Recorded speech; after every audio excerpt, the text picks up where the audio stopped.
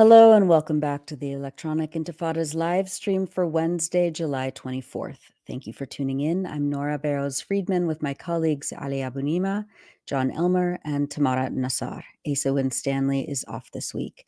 It's day 292 of Israel's genocide in Gaza. We're now streaming simultaneously on YouTube, Twitter, also known as X, Facebook, and Twitch, and Tamara has recorded a tutorial for turning on live captioning during this live stream, which you can find a link to in the description below. You can also watch the recording of this program on YouTube anytime after the live broadcast ends, and captions are added automatically, usually within a couple of hours. Coming up, we'll have a discussion with our contributor Aseel Mousa live from Cairo, and we'll also be joined by Michael Lynk, a law professor and former UN Special Rapporteur on Human Rights in the occupied Palestinian territories, to talk about the latest developments at the International Court of Justice and the International Criminal Court. Later on in the program, Jon Elmer will analyze the state of resistance in Gaza with a focus on the continuing battle in Rafah. He'll also look into the Yemeni drone strike on Tel Aviv. But first, here's a summary of some of the latest developments in Gaza, and we'll also share some highlights of reportage from the Electronic Intifada's contributors there. Israel launched a new ground invasion into the southern city of Khan Yunis earlier this week, ordering 400,000 Palestinians there to flee. On Monday, Israel massacred at least 70 Palestinians and wounded hundreds more in Khan Yunis. Israeli forces had dropped leaflets instructing people to head toward Al-Mawasi, the area on the western edge of Gaza that has been designated as a so-called safe zone, but has been continuously attacked, including just in the week before. 90 people were killed and 300 were wounded in that attack on July 13th. Our senior editor, Maureen Claire Murphy, reported yesterday that the new Israeli orders encompassed part of the so-called safe zone that the military had unilaterally declared in Al-Mawasi, where some 1.7 million people displaced from other areas of Gaza are currently concentrated. The new evacuation orders showed the safe zone to now be around 50 square kilometers, down from just under 59 square kilometers, reducing the area by some 15%. For much more, read Maureen Claire Murphy's news report, Poliovirus Detected in Gaza as Israel Attacks Khan Yunis on electronicintifada.net, and we'll have more details on the detection of the poliovirus in a moment. The Geneva-based Euromed Human Rights Monitor stated that, quote, after carrying out a premeditated mass murder, the Israeli army launched dozens of raids, fire belts, and artillery shelling on homes, streets, and gatherings of displaced people. Thousands of these people fled into the streets in a panic, looking for a safe place that did not exist. The rights group added, quote, this coincided with the Israeli army's declaration that the so-called humanitarian zone in Al-Mawasi would be reduced. This was all part of Israel's media disinformation campaign and psychological warfare tactics, since military assaults on forcibly displaced people and their tents have occurred continually in this area for several weeks now, resulting in hundreds of deaths and injuries. Israel's attacks in Khan Yunis continued on Tuesday, as well as bombings reported in the nearby Burej refugee camp and Rafah in the south. Our contributor Fida Al-Kedra reported on the evacuation orders and massacre in Khan Yunis on Monday. The Israelis opened fire on people who were evacuating areas in eastern Khan Yunis as they had been ordered to do by the occupying forces. The evacuees were attacked from the air and by ground troops using shells and bullets, resulting in a general state of panic. Zainab Abu Taha received a phone call at 9 a.m. The caller ordered her to evacuate swiftly. I got my children, some clothes, and a few essentials ready, she said. When Zainab and other members of her family were about to leave their area in a car, shells were fired directly at us, she added. Her husband and son were killed, along with many other members of her extended family. I saw bodies lying on the ground, Zainab said. I feel shocked and very afraid. Another woman, Iman Al-Kanu, said that a quadcopter fired toward her family, killing her sister. My 5-year-old niece came looking for me in the middle of the chaos, Iman recounted. She said to me, "Auntie, I saw my mother dead." For more, read Fida al-Qadra's feature, Israel Massacres at Least 70 People in Khan Yunis, on electronicintifada.net. Along with Ruwaida Amr, Fida al-Qadra co-authored another piece recounting another massacre in a so-called safe zone where at least 90 people in al-Mawasi were killed on July 13th. A child named Abdel Rahman was hungry. His mother was unable to cook anything for him, so she had told him to head for a communal kitchen in al-Mawasi where food was being distributed. Abdel Rahman is still alive after the massacre, though he required an amputation. Many others who had joined him in the queue for food were killed. A mother was preparing food for her children when suddenly she heard explosions. "Everything went black," she said. "I could not see anything because there was so much smoke and dust." There were more explosions. The woman began screaming and searching for her family. First, she found the body of her baby niece. All around the area where she was living in a tent, the woman saw numerous dead bodies. The woman went searching for her husband and her two children, aged 7 and 9. She was not able to find them. She assumes they've been killed. "What did these hungry children do to be killed in such a brutal way?" the woman asked. That was from Ruwaida Amr and Fida al-Qadra's feature, When Israel Attacked Hungry Children, on electronicintifada.net. The Palestinian political party Hamas stated on Monday that the attacks on Khan Yunis will not deter Palestinians from remaining steadfast in their land. Quote, "We call upon the international community and the United Nations to urgently intervene to stop the systematic Zionist killing of our people who are facing a genocide," Hamas stated, adding that they affirm that the resistance will remain committed to confronting this criminal enemy that seeks to expel our people and obliterate our national cause. Gaza will remain unbreakable until the occupation is defeated on the path to freedom, return, and self-determination, the statement said. Israeli forces repeatedly and relentlessly bombed Nuseirat refugee camp in the central area of Gaza 63 times in 1 week. The Gaza government media office stated on Sunday that more than 90 Palestinians were killed and 250 wounded in the successive strikes. This video from Sunday showed one of these 63 bombings close up.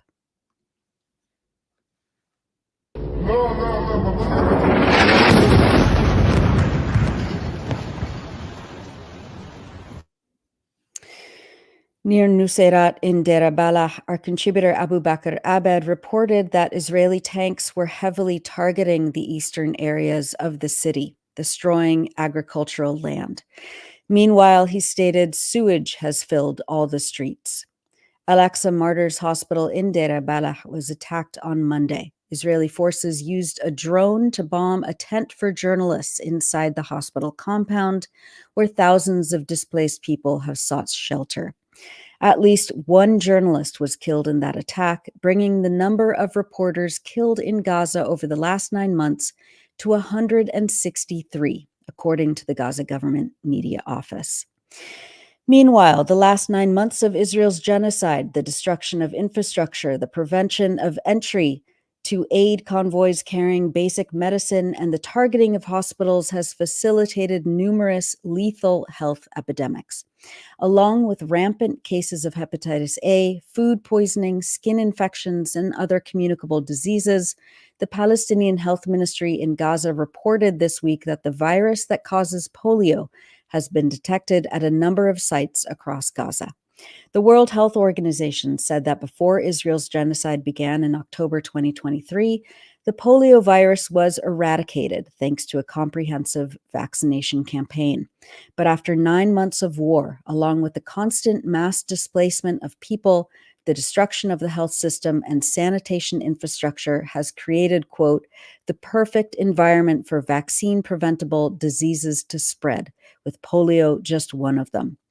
The World Health Organization added, "It is important to note the virus has been isolated from the environment only at this time, but warned that Palestinians must now contend with the threat posed by the disease." For more, watch or listen to my interview that we published yesterday with Dr. Majid Jaber, an emergency room physician in Gaza who describes in detail how doctors are trying to treat the overwhelming number of patients who are suffering from preventable diseases and horrific injuries with limited supplies.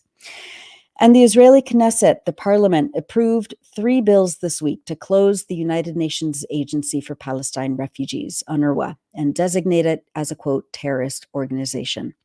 The Times of Israel reported on Monday that the bills, if passed into law, would ban UNRWA from operating on Israeli territory, strip UNRWA personnel of the legal immunities and privileges afforded to United Nations staff in Israel, and would brand the agency a terrorist organization and require Israel to cut ties with it. UNRWA spokesperson Juliette Touma said, quote, "It's another attempt in a wider campaign to dismantle the agency. Such steps are unheard of in the history of the United Nations." Israel has destroyed nearly 200 UNRWA facilities in Gaza and has killed more than 200 United Nations employees since October. On Sunday, Israeli forces opened fire on a United Nations vehicle that was heading to the north of Gaza. Yesterday, on Tuesday, UNICEF vehicles were hit by live fire. The agency's regional director, Adel Koder, stated that the vehicles, quote, were en route to reunite 5 children, including a baby, with their father. One vehicle was struck by 3 bullets, but fortunately no injuries occurred. The team managed to proceed with the mission and safely deliver the children. This is the second shooting incident involving UNICEF cars on humanitarian duty in the past 12 weeks, and on both occasions, the humanitarian consequences could have been severe for both our teams and the children they serve. Finally, we wanted to bring you some images and videos from journalists and others in Gaza who are not just relentlessly documenting the unspeakable atrocities, but also making sure to highlight the resilience, joy, and determination of the Palestinian people. This photo is by the Gaza-based photographer Ibrahim Nofal on Twitter, or X at Nofal_I. Palestinian men filmed themselves riding a donkey cart and vowing to rebuild the north of Gaza. I'll narrate the subtitles for accessibility. From the north of Gaza, I swear a great atmosphere. I swear we will rebuild all of this. All of this. It will be rebuilt. Careful, careful. We'll rebuild all of it. All of this destruction will be rebuilt, God willing. They tell you to go to the south? That's stupid. They're acting dumb. We're going to go to the sea of the north too, to spite Netanyahu. We wronged the donkey by naming it Netanyahu, man. I swear, the best atmosphere. The Gaza Great Minds Educational Initiative posted this video of children in a tent school proudly displaying their small garden that they are growing. You can hear the Israeli drones constantly overhead, but their faces are beaming.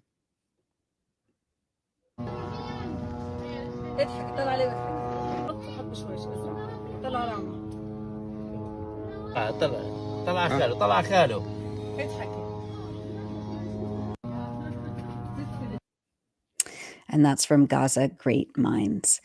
And that's it for the news roundup. As always, go to electronicintifada.net for much more, especially to read our phenomenal features by our phenomenal writers in Gaza. You're watching the Electronic Intifada live stream. I'm Nora Barrows-Friedman with my colleague Ali Abunimah. Hi, Ali. Oh, you're muted, Ali. You know, I never get used to this. How are you, Nora? I'm okay. It's been another hard week. Yeah. But you know, yeah, I love that video at the end of the kids showing off their little garden, the sprouts. And, yeah, you know, I mean, it's unimaginable, but people still try to go on with some semblance of day-to-day life in just a completely horrifying and abnormal situation. Yeah. And we have to do the same while at the same time keeping the attention on them. Yeah, absolutely. Well, that's what we'll be doing today.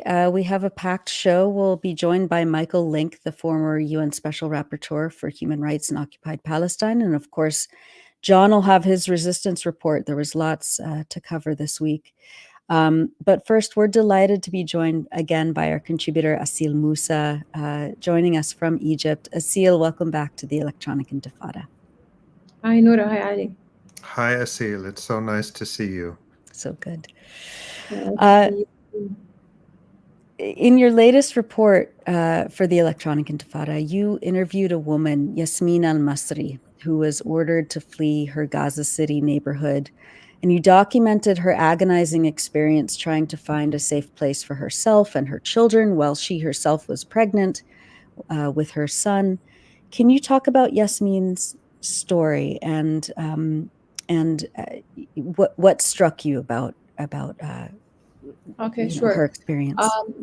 First of all, I just want to say that Yasmin is one of my friends, and I was posting an old video of Gaza City before it was totally bombed or demolished by Israeli occupation.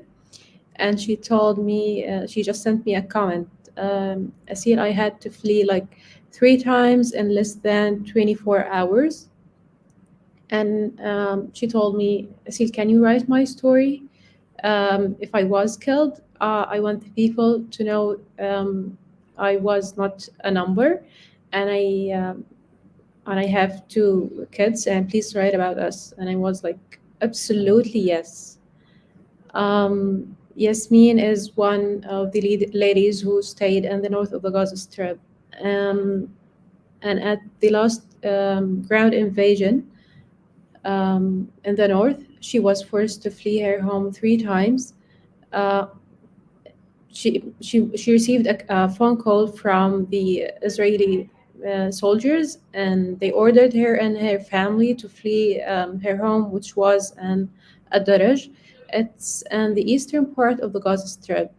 So she moved. It was 2 a.m. and she moved with her 2 babies on foot, and they went to another area, which is Arimal. Arimal, and it's in the west of the Gaza Strip. Um, she said they were horrified with the sounds of the gunfire and the Israeli missiles and the relentless bombardment. And they made it to Arimal, and then they received another evacuation order from the Israeli occupation to displace the Arimal area. Then they moved to another home, which was partially demolished by the Israeli occupation, and they stayed there. And then they received another evacuation order. So she said, I want to die in my home with dignity. So they decided to go to their home in Ad-Daraj, even uh, if the area of her home was threatened to be bombed. But she has no any other choice.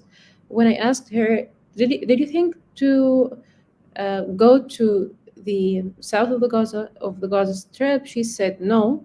People are being killed and starved and injured in the south. So I want to stay here in my home.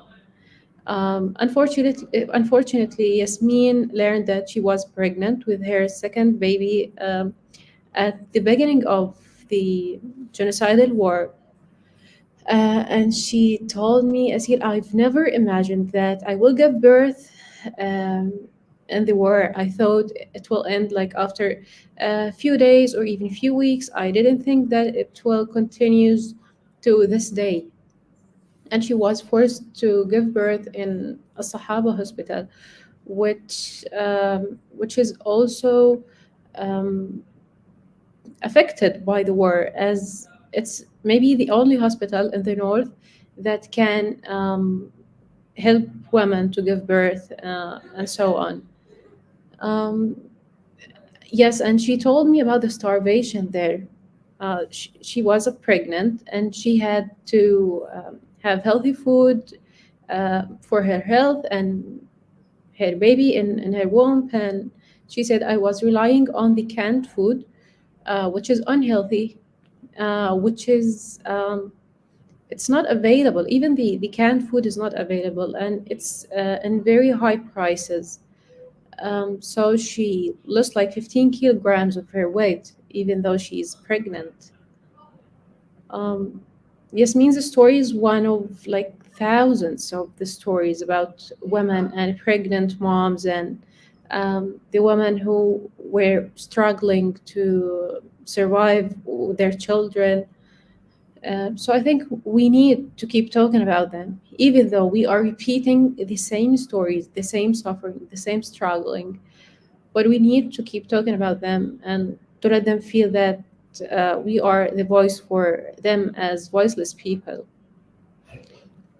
Aseel, this, as you point out, the story of Yasmin, your friend, is just one of so many countless stories. And as we know, the majority of the population in Gaza is under 18, and a very large number of very young children. And of course, the largest group of victims of this genocide have been children. And as we heard in the news report, now polio has been detected in Gaza, and it's a disease, a virus that that predominantly affects young children, and it can cause severe paralysis, lifelong disability, and even death to children.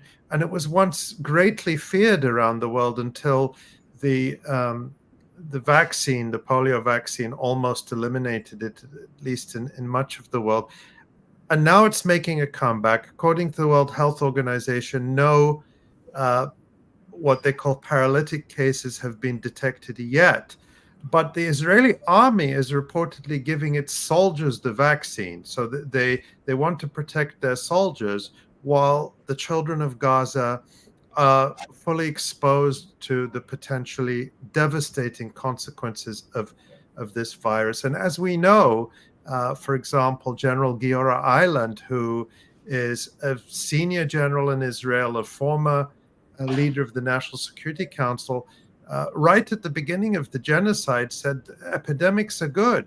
Disease is good because it will help us to defeat the Palestinian people. What are you hearing in terms of just how people are trying to cope with this situation? We know they're up against a situation that they alone can't face, but sadly, it's not getting better. And I just want to know what you're hearing in terms of how people are facing this situation and reacting to it. What I'm hearing from my friends and my family there in Gaza is horrible. People there are suffering from the shortage of food and water and medicines and everything, literally everything. I keep listening to their suffering as I was one of them one day when I was there. I was struggling to get the basic needs for me and my family. And to be honest, I feel guilty to be in Egypt and I have healthy food and I have like the cleaning stuff that women need in their homes, and uh, people there suffer from the shortage of the hygiene things they need to protect their children and their babies. And now it's summer in Gaza and there's no electricity for the 292 days in a row. I don't know if anyone can imagine that, how people will live all these long months without electricity, without even internet. I barely can connect with my family because they don't have internet, and the telecommunication companies um, were like completely bombed by Israel. So when I have the luxury to contact them and to get any information from them, um, all I hear is suffering. And according to babies or I mean the children themselves, they actually bear what no one on the world can bear. They face the whole kinds of violations. If we want to talk about the bombardment, I'm 26 now, and I feel afraid of the sound of the planes I hear here in Cairo. the sound of the planes always remind me of the helicopters or the F-16s and the bombardment. If we want to talk about the food, and they are like children, and they need to build their bodies, and they need uh, good nutrition. Um, they don't have it. And according to the diseases, that the 2.3 million Palestinians are now displaced. No one is in his home. And those who are in their homes, they don't have the basic needs. So the thousands of the people who are now in tents, struggling to go to toilets and to use uh, or to have water and to have food. Um, I don't know if anyone can imagine how it feels to be in a place where you are in a tent and you are surrounded with like hundreds of tents where people don't have the basic needs. So I don't know what else we can do about the situation in Gaza. People are being killed, injured, displaced, starved, all kinds of violations for long months, and the world is still silent. Yeah. Not sure what else can I say. Yeah.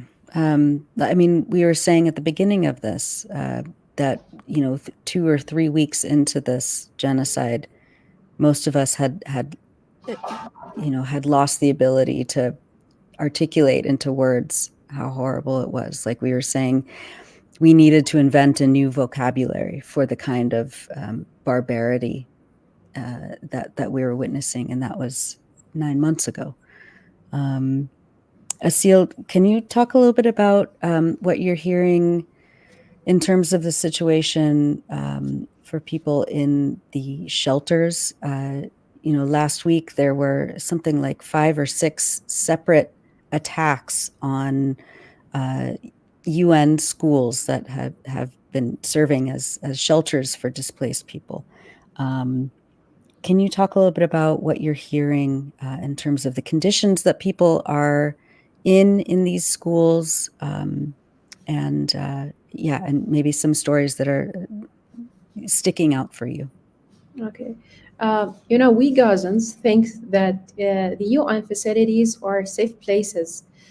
For me, when I was in Rafah, when I was walking in the street, looking for stories to document, uh, I I used to feel like a little bit safe when a UN car be next to me, or when I am in an UNRWA school.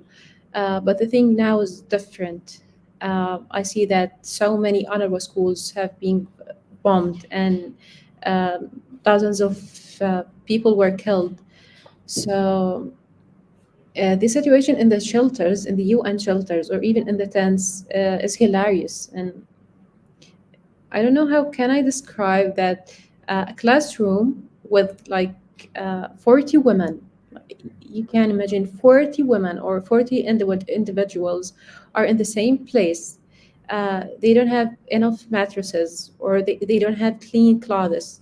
Um, and their relatives, their male relatives, their husbands, brothers, fathers, and um, their children who are boys, they are in the schoolyard because there are no enough places in the classrooms. Um, People there are queuing for long hours to use the toilet. They walk for very long distances to get drinkable water, and I can confirm that the water there is not drinkable. It's not healthy. Uh, but despite all of this, we can see the resilience of the Gaza Strip.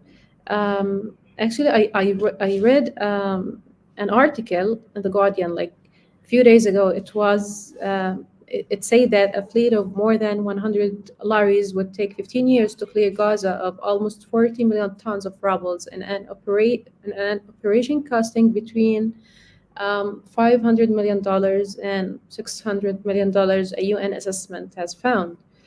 Um, we Gazans, when we read this article, we were like, yo, we need 15 years to rebuild Gaza. Until, Asim al-Nabi, he is the spokesperson of the Gaza municipality. Um, he appeared in a video and he said, we only need, according to his assessment, we only need only 1 year to get rid of this rubble and to start rebuilding Gaza. And I was like so happy to see this video, and I trust him than the UN and the huge organizations, because actually Asim al-Nabi, he's the eyewitness of the genocide, and he's a professional engineer, and he's the one who knows the strength of the Palestinians in Gaza, and I actually was so happy to hear that we can get rid of this rubble with only 1 year. And you just showed a video, Nora, about the one who was on the donkey and saying that we will rebuild Gaza and we will get this of rubble. And another video of my friend, he was saying how the organizations say that we need so many years to get this rubble. We are 2.3 million in Gaza, and we have no any other choice. And we can work. We are the workers. Women, children, men, even elderly people. I trust all of them in Gaza. They have no any other choice but to work with their own hands to get to this trouble and to rebuild Gaza. I just want to say, Aseel, when I first heard you talking about that Guardian article, and I'm glad you mentioned the video by Asim al-Nabi, which I also saw, and I really was also pleased. It really showed the determination and commitment to rebuild Gaza. And so that the Israeli attack is having the opposite effect in terms of people's psychology. They don't want to abandon Gaza. They want to rebuild Gaza. And I remind people that Asim, who is a great engineer and the spokesperson for the Gaza municipality, and he is active on Instagram, where I saw that video. And also, he is one of the last people who saw Dr. 𝐓𝐡𝐞 𝐄𝐥𝐜 alive. And Tamara, I just dropped in the chat, we published in December Asim's account of the last days and hours he spent with our dear friend 𝐓𝐡𝐞 𝐄𝐥𝐜, who we miss very much.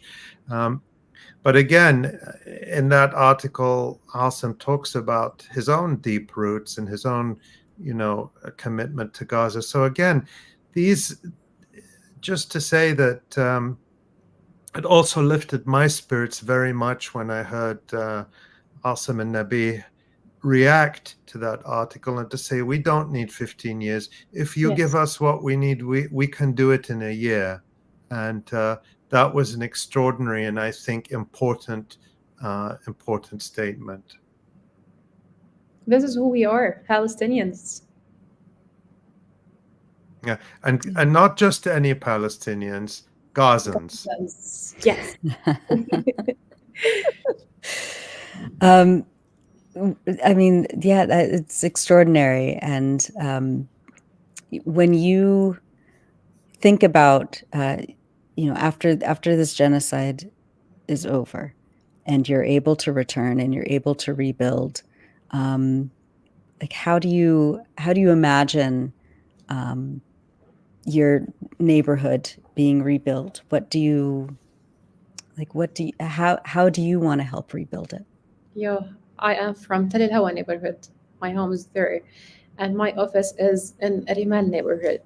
I want to clean my home, my office, and even the street. Cleaning it with all the neighbors. And just let me mention a short story about my relative. She's 15 years old. Her name is Noor. Noor lives now in Oman, Before the war, she and her mom and her younger brother decided to come to Gaza and to live there because they like to live between their relatives, aunts, and uncles, and so on. They stayed in Gaza for 1 month, okay, and they registered with the summer clubs, the football clubs for the boys, and uh, Noor was going to the gym, and they were very pleased to be in Gaza. When the war started, uh, they came to my home, Noor, her brother, and her mom, and they stayed with us like for 4 to 5 days. Um, and then they decided to travel.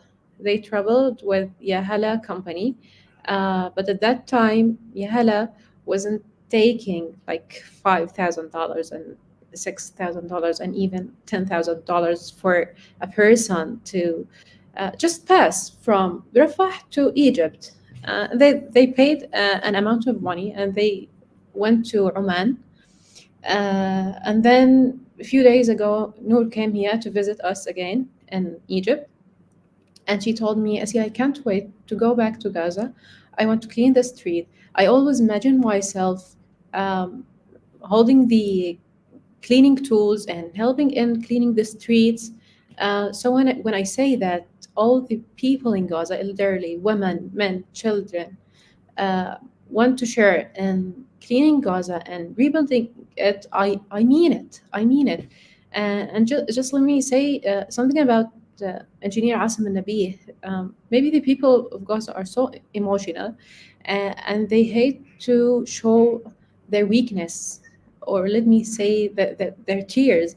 So maybe they say with emotions that we can rebuild Gaza in 1 year.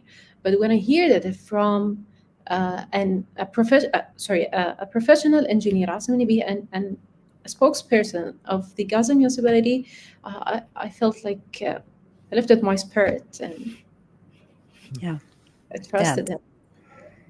He understands what needs to go into it, and he's made a professional estimate. Yeah. Yeah. Well, we just have a couple of minutes left. Aseel, what are some stories that you're working on, and what's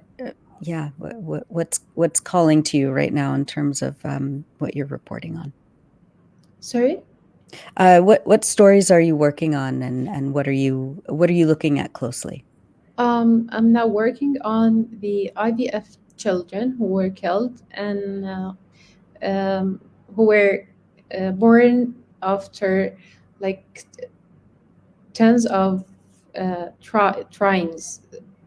The IVF children were born with a miracle, and so many of their moms cannot give birth again. So I'm working on this story right now. And I started writing about my relatives who were killed, Dr. Muhammad Abu Ghazza and Dr. Jabir Juda. After like 40 days or 50 days, I had the ability to start writing about them. And sometimes I translate for some media agencies from Arabic to English, and I keep reporting as much as I can. Maybe sometimes I feel it's helpless. I feel I am helpless and what I'm doing is nothing. But I remember that um, people want to be heard, and God just created us for a reason. And if the reason that God created me for is to be the voice for the voiceless, so this is maybe it's enough. You're doing extraordinary work, and I think No. we all feel, helpless and useless at many times during every day, because it's just so enormous, and there's a lot of grief and rage, and but I think you're right. I think that that we owe it to people to keep their voices front and center, and that's why That's why we do this, and I'm so honored. I know we all at the Electronic Intifada, all of us are honored to be working with you. Thank you so much. Thank you. Yeah. We really appreciate what you do, Aseel, and it reaches the world, and that's what we can do. That's what we can do, and we have to keep doing it. We can't let our friends, our family, our loved ones in Gaza be forgotten. We have to keep them in the eyes of the world. Yes. We're very, very proud of the work you're doing, not just with the Electronic Intifada, but with other agencies. And to see your name and the care and the love you put into your work, reaching so many people around the world, is inspiring to us to keep going. Thank you so much, Ali. I'm also Thank so you. proud to work for Electronic Intifada. It always reminds me with Dr. Rifat, and this is the greatest thing I've ever did, to work for Electronic Intifada. He told us to tell the stories, and Yes. he knew what he was talking about. It's a very important thing to do, not just in this moment. Of course, the most important thing we want to do is to stop this genocide, but Yes. history will never be able to deny what happened because of the testimonies, the stories that you and others in Gaza, and many we have the privilege to publish, are telling right now, so that the history will, no one will be able to say we didn't know what was happening. Absolutely, yes. If I must live, if I must die, you must live. Tell my story. Aseel Mousa, it's always so lovely to have you. Thank you so much for all of your work. And again, I want to encourage our viewers and listeners to go to electronicintifada.net to read your latest reports. And we can't wait to publish what comes next from you, Aseel. Thank you so much. Thank you. Thank you. Thank you, Aseel.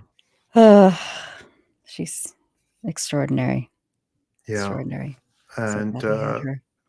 You know, just to think that we find it hard to do this work when we're, you know, in some ways removed from it. I mean, when we're never removed from our emotions that we have and our connections we have to people. But when you have family, you know, close family, loved ones who are there and who are experiencing this, to maintain your poise, your professionalism, your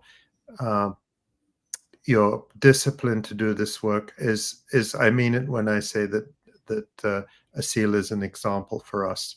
Yeah, absolutely. She teaches us. Well, thank you. So for those just joining us and those who are with us, just a reminder that you're watching and listening to the Electronic Intifada live stream. I'm Ali Abu Ni'mah here with my colleagues Nora Barrows-Friedman and Tamara Nassar.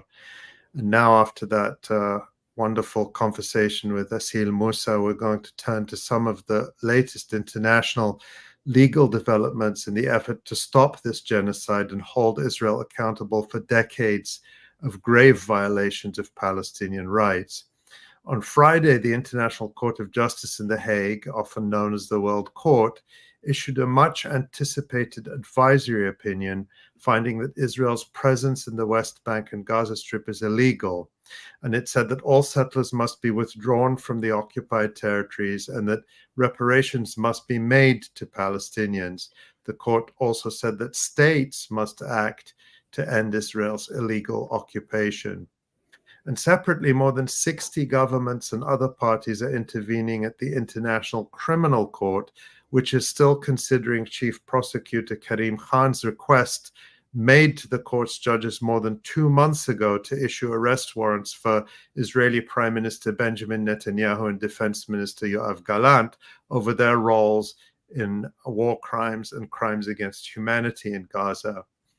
In documents made public on Tuesday, the ICC judges granted permission to 18 states, including the United States, Germany, and South Africa, and dozens of organizations and individuals to file written submissions by August 6th, all of which is certain to further delay the issuing of any arrest warrants. And on last week's program, we talked about how the UK's new Labour government was reported to be considering withdrawing the UK's objections to the arrest warrants that had been lodged by the previous Conservative government. But within days of taking office and under reported US and Israeli pressure, the government of Prime Minister Keir Starmer did a U-turn and has kept the British objection in place to the International Criminal Court issuing those arrest warrants for Israeli leaders. Joining us now to help us understand these developments is Michael Lynk. Michael is a professor of law at Western University in Canada. From 2016 to 2022, he served as the UN Special Rapporteur on Human Rights in the occupied Palestinian territories. There are few people with a better understanding of international law as it relates to Palestine. Michael, welcome back to the Electronic Intifada live stream. And a great pleasure to be here. Thank you so much for having me again. Thank you. Michael. Let's start with the International Criminal Court. 2 months ago, the chief prosecutor, Karim Khan, as Ali said, took the historic step of applying for arrest warrants for Israeli Prime Minister Benjamin Netanyahu and Defense Minister Yoav Gallant. His request goes to a panel of judges who then decide whether to issue the arrest warrants. And as far as we understand, in the vast majority of cases, this is almost a formality. The judges usually grant the prosecutor's application. For example, Khan applied for an arrest warrant for Russia's President Vladimir Putin on February 22nd, 2023, and that request was granted just 3 weeks later. But as with everything related to Palestine, of course, nothing is straightforward. What do you make of the fact that the arrest warrants for Netanyahu and Gallant haven't been issued after more than 2 months? And do you think that interventions with the court by the UK, Germany, and the US, among others, to try to stop the warrants is likely to delay further or even block them altogether? Well, there's always a possibility of the warrants being blocked, though my initial instinct is to think that that was going to be an uphill argument to make to the court. The court did say in 2021 that the court had territorial jurisdiction over the occupied Palestinian territory, Gaza, the West Bank, and East Jerusalem. But it left, if you like, a small ticking bomb in its judgment to say the issue with respect to the impact of the Oslo agreements can be an issue that could be determined later. And that's what the United States would have obviously picked up on once the announcement of the arrest warrants had been issued in late May. Doubtlessly, they would have approached the United Kingdom, the Conservative government, to file an application to have this question explored by a pre-trial chamber of the International Criminal Court, and that's where we are right now. I understand, there's been reports, I believe, in The Guardian that there's been pressure put on the new Labour government. One of the very first, I believe, international visits made by the Prime Minister Starmer was to Washington. I can only imagine that would have been one of the items that would have been raised in his discussions with the President and with the Secretary of State. We know that the United Kingdom did restore funding to UNRWA. Now, whether or not that's the first of a number of important policy changes it's going to make with respect to Israel and Palestine coming into government, or in effect, it's the last of their changes they're going to make. I guess we're going to have to wait to see. People have been speculating as to whether or not the new government will withdraw its application to the court. My instinct is I think we have to presume that this application will continue. There have been, as you said, a number of requests for amici briefs to be put to the court that were released yesterday. In fact, I'm on one of them.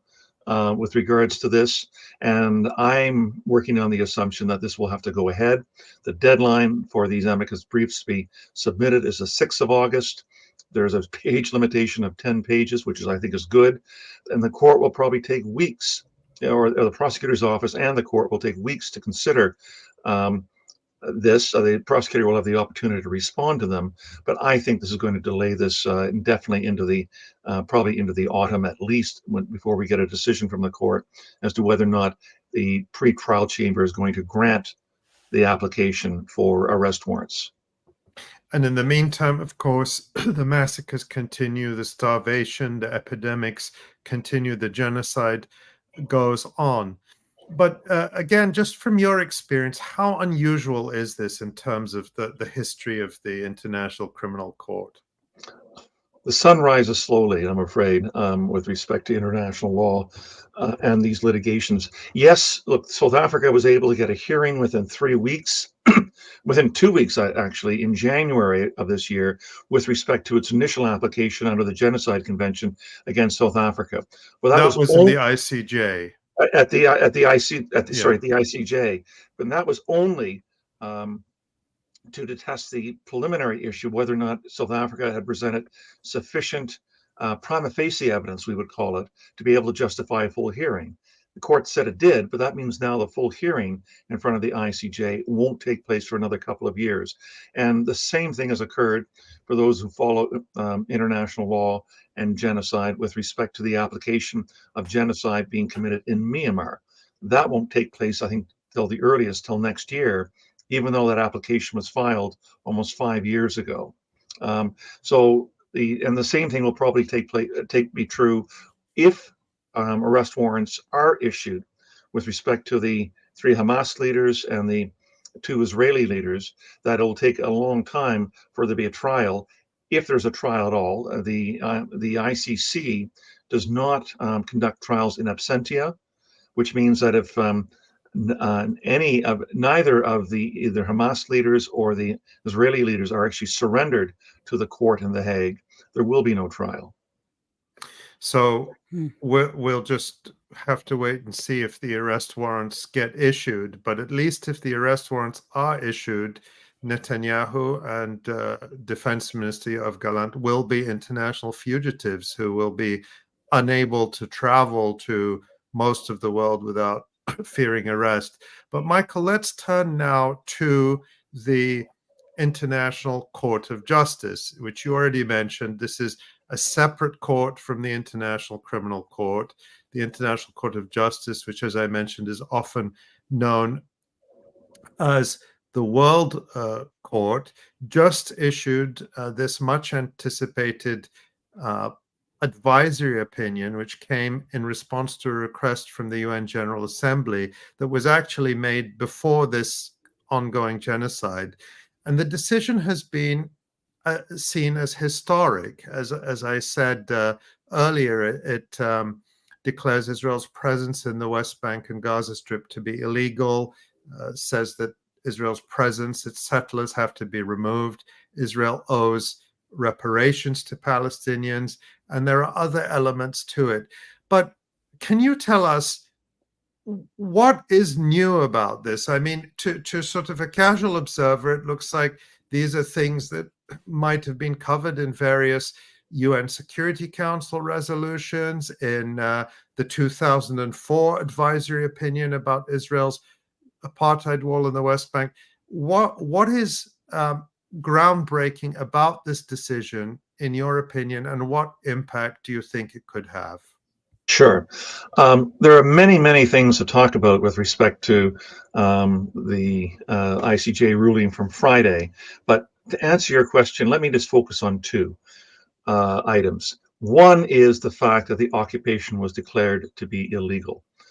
This was not a foregone conclusion when the General Assembly asked for an advisory opinion back in December of 2022. Keep in mind this: the Security Council, the General Assembly, the Human Rights Council, indeed the International Court of Justice, in its ruling 20 years ago on the construction of the separation wall through the occupied territory, there had been a number of declarations coming from UN bodies saying that aspects of the now 57-year-old Israeli occupation were illegal. The construction of the wall in occupied territory was illegal. The formal annexation by Israel of East Jerusalem in 1967 and again in 1980, illegal. The construction of the almost 300 settlements and the 740,000 settlers living in occupied territory, all of it illegal. But never has a UN body said that the occupation itself is illegal, that even like if quantity turns into quality with respect to this. That's the first major, I think, victory to be able to claim from this ruling on Friday. And that was the position of the vast majority of the almost 60 countries and organizations that had appeared before the ICJ back in February of 2024 to wind up arguing. The second important point of many important points, but the second important point I want to point out is that the direction of the advisory opinion at the end was that the occupation had to end completely and as rapidly as possible. This defies, if you like, it goes contrary to the whole premise of the Oslo peace process. Really what we have is a stark contradiction that the International Court of Justice opinion shows between realpolitik on the one hand, represented by the Oslo process, and a rights-based approach, which is represented by the particular ruling. The court said that the occupation, that the Israeli occupation had really turned into annexation, had turned into apartheid, and that the only way to undo this is to demand the complete ending of the occupation, right back to the June 1967 lines, and that all of the settlements and all of the settlers had to be evacuated in order to allow for Palestinian self-determination to be realized on the occupied Palestinian territory. There are a number of other points which I hope we get a chance to speak about, because the court made important pronouncements with respect to annexation, with respect to discrimination, racial segregation and apartheid, and with respect to, as you mentioned in your introduction, Ali, with respect to reparations. And one of those points that I want to ask you about, Michael, is what does the court say about the obligation of other states? I mean, the default position of most states is, oh, isn't this terrible? Wouldn't it be nice for the Israelis and Palestinians to negotiate and to come up with a peace agreement? But we're just going to sit and cheer from the sidelines if we're not going to be sending weapons to Israel. Does this decision impose specific obligations on third states? It does. And what it says is that all states have to recognize and accept that their obligation is not to aid or assist in any manner with Israel's continued unlawful presence in the occupied Palestinian territory. Now, the court did say at the very end of its ruling that it's leaving the actual modalities, its term, back to the General Assembly. I can, I think, safely assume that there will be a resolution or resolutions that will be coming to the General Assembly in the sometime in the autumn, sitting in New York, that will, one, accept and probably endorse the advisory opinion coming back from the International Court of Justice, but will also probably start the mechanism for how the world community and the international community should be responding to the ruling, particularly with respect to what the obligations of third states are, as well as the obligations on Israel. Now, the term that was used was that the occupation had to end as rapidly as possible. That was the same term that was used in the court's opinion several years ago with respect to the continued British occupation of the 𝐄𝐥𝐿 archipelago in the Indian Ocean, that Britain had to end its occupation and return the archipelago back to Mauritius as rapidly as possible. And the General Assembly then set out, I believe, a specific time period of a year.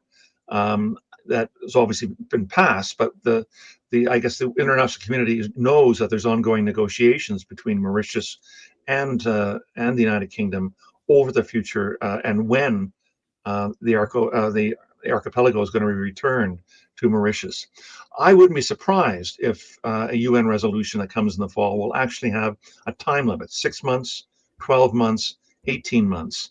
I would hope if it does do that, that it will also be at least an indication that consequences will follow if there isn't a complete end to the occupation by then. But you can guess, and I can guess, that there's no appetite at all for Israel to want to reverse course. The direction it's going is exactly the opposite. We know from the day before the ruling was released that the Knesset had passed a resolution which every Jewish Zionist party in Israel either voted for or did not vote against, saying that there will never be a Palestinian state west of the Jordan River. And we know from the comments made by the United States State Department over the weekend that they expressed their extreme disappointment in the ruling and said great caution to all countries not to rely upon the decision because it's only going to obstruct the ability of the parties to reach a negotiated settlement. One sentence from the ruling that I want to read to you. It says that states must ensure, quote, that any impediment resulting from the illegal presence of Israel in the occupied Palestinian territory to the exercise of the Palestinian people of its right to self-determination is brought to an end quote. That sounds to me like a very thinly veiled endorsement of international sanctions on Israel. Oh, you're muted, Michael. Michael, there we go. Sorry, you were muted. Yeah.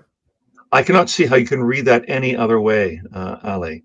There is a wide recipe, a wide menu of items that the United Nations itself can wind up considering with respect to this, going to arms trade, going to trade agreements, going to cultural and other agreements with Israel.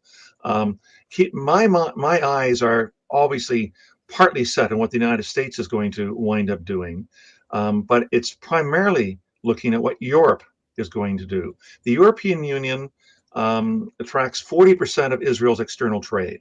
That is by far the largest single trading partner that Israel has. There is a huge web of agreements on investment, on trade, on military relationships, on cultural relationships that the European Union has with Israel. Is there going to be a substantive rethinking in Europe that will begin to unwind those relationships as long as Israel shows no appetite whatsoever in wanting to heed the direction of the International Court of Justice and what will soon be the direction of the General Assembly?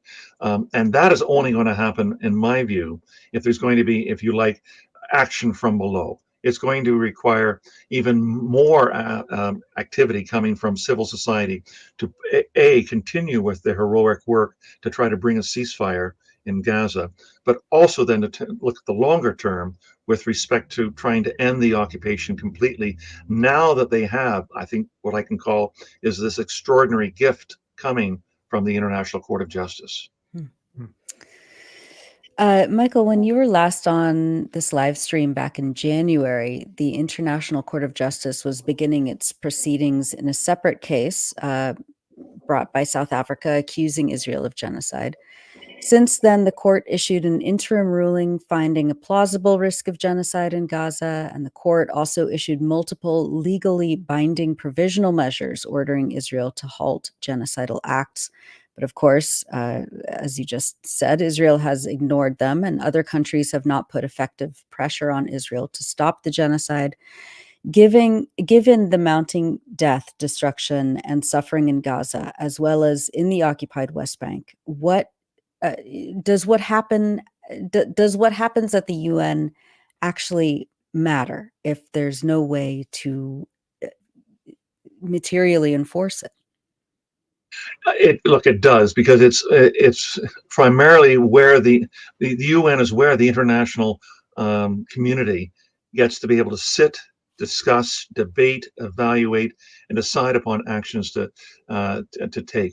One of the interesting comments that comes out of the current ICJ ruling released on Friday are the separate comments coming from the president of the court, Noaf Salem, who said in his separate opinion that international law and justice cannot be stalled any longer.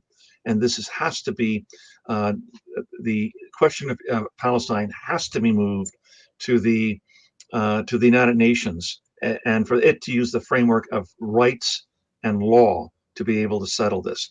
That has to be our Northern Star with respect to where we wind up going from this. In his 2012 memoir, Kofi Annan had a really interesting chapter with respect to the Middle East in the time that he was Secretary General of the United Nations. And he talked about the possessiveness of the United States with respect to the file of Israel and Palestine, and how it excluded the United Nations, but all other countries with respect to being able to govern where the question of Palestine was heading. And he said this is the primary reason why the UN Security Council is so paralyzed with respect to taking action on Palestine. So I hope that the words of President Salam of the court will be heeded with respect to where this has to go. It has to be based on rights, not on realpolitik. It really has to be led by the United Nations and not by the United States. Now, it may seem like a pipe dream now, but it seems to me that is a valid claim to be made by civil society organizations everywhere if we realize that diplomacy has to be part of the answer to finally satisfactorily responding to the question of Palestine. I think for many of us, it's very hard to hold on to the hope that these processes, these legal processes that move at a glacial pace can really have any impact. But I suppose it's some comfort that the United States and the likes of Germany and the UK are trying so hard to put spokes in the legal wheels, because if they didn't matter at all, then I suppose they wouldn't bother trying to block the processes in the first place. But Michael, we want to also ask you about, there's been a lot happening on the legal and UN front, even though it's not always on our radar. But there have been a couple of significant reports that have come out of the UN in recent months. The first one is the Anatomy of a Genocide report by Francesca Albanese, who is your successor as UN Special Rapporteur on the West Bank and Gaza Strip.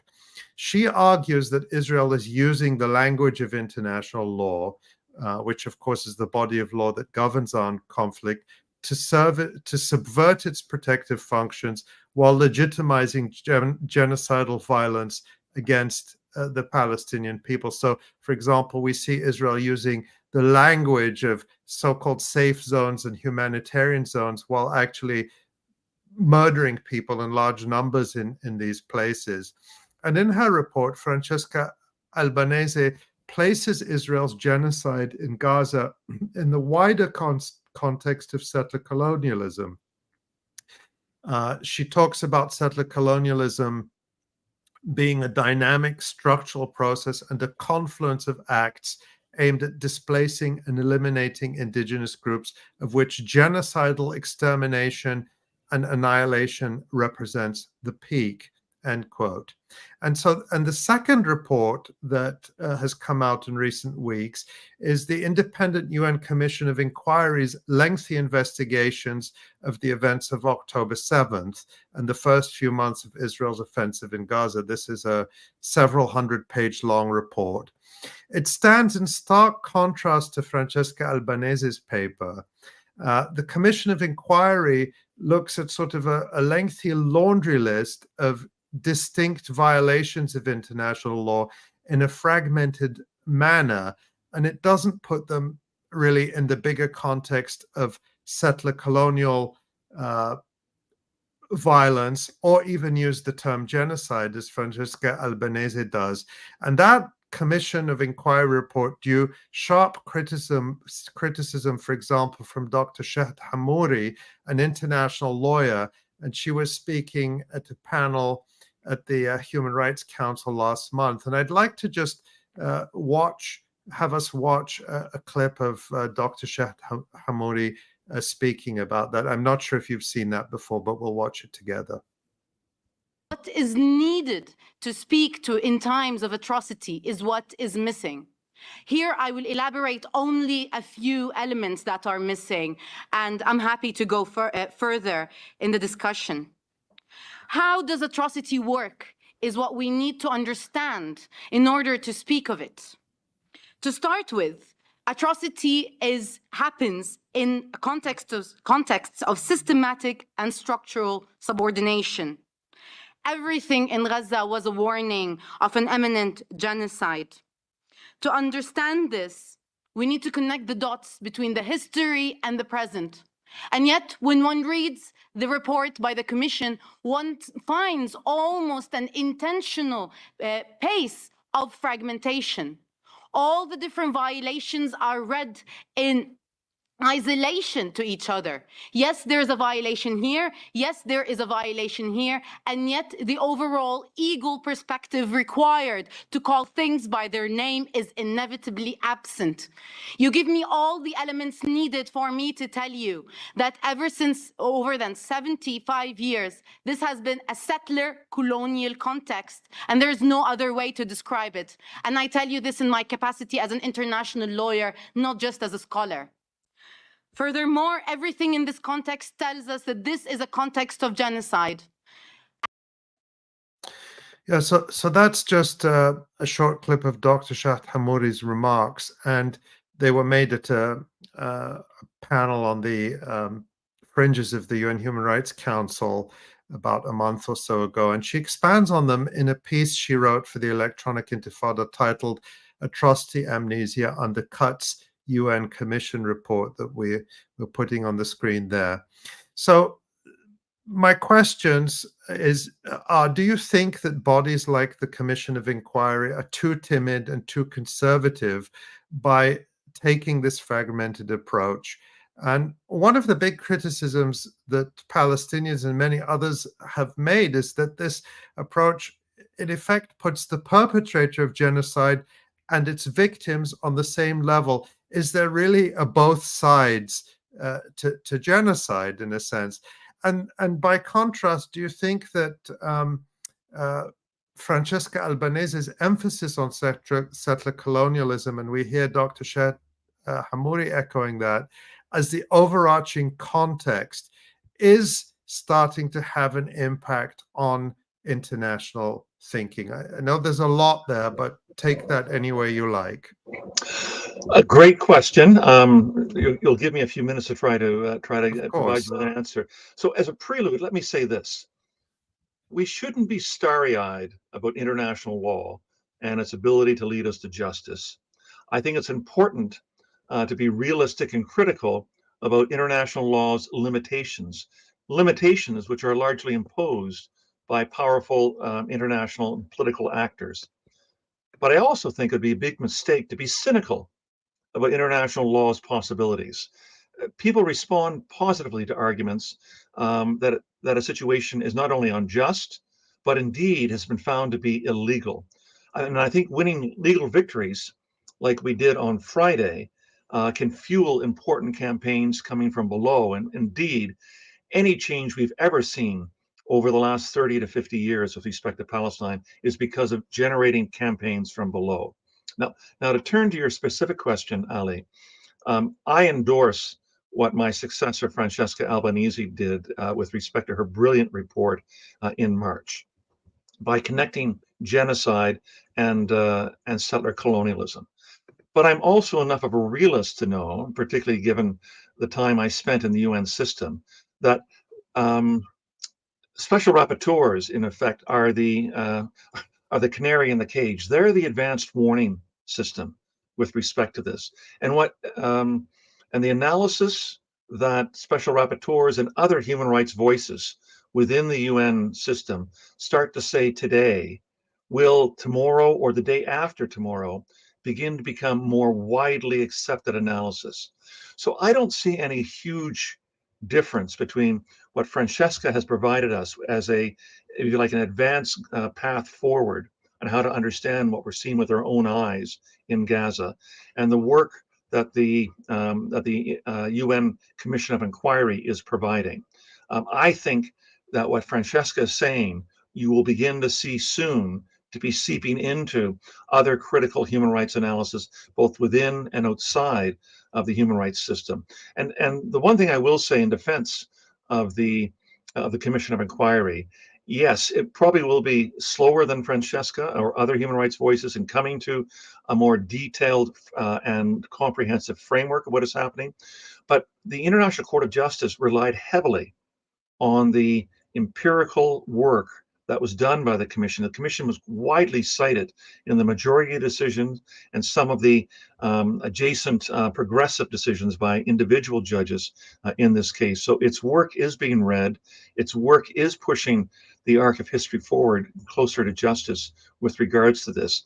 And I'm confident in sort of, I guess, my sense of how frameworks change and frameworks get more widely accepted, that you'll probably begin to see issues with respect to settler colonialism and genocide, that framework being adopted by important human rights bodies within the UN, including the Commission of Inquiry, hopefully in the very near future.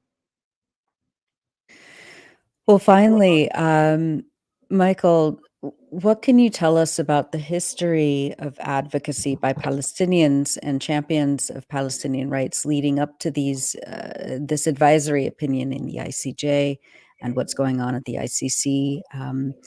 It's been described as a landmark or watershed moment, and what it might mean for the movement for justice in Palestine moving forward.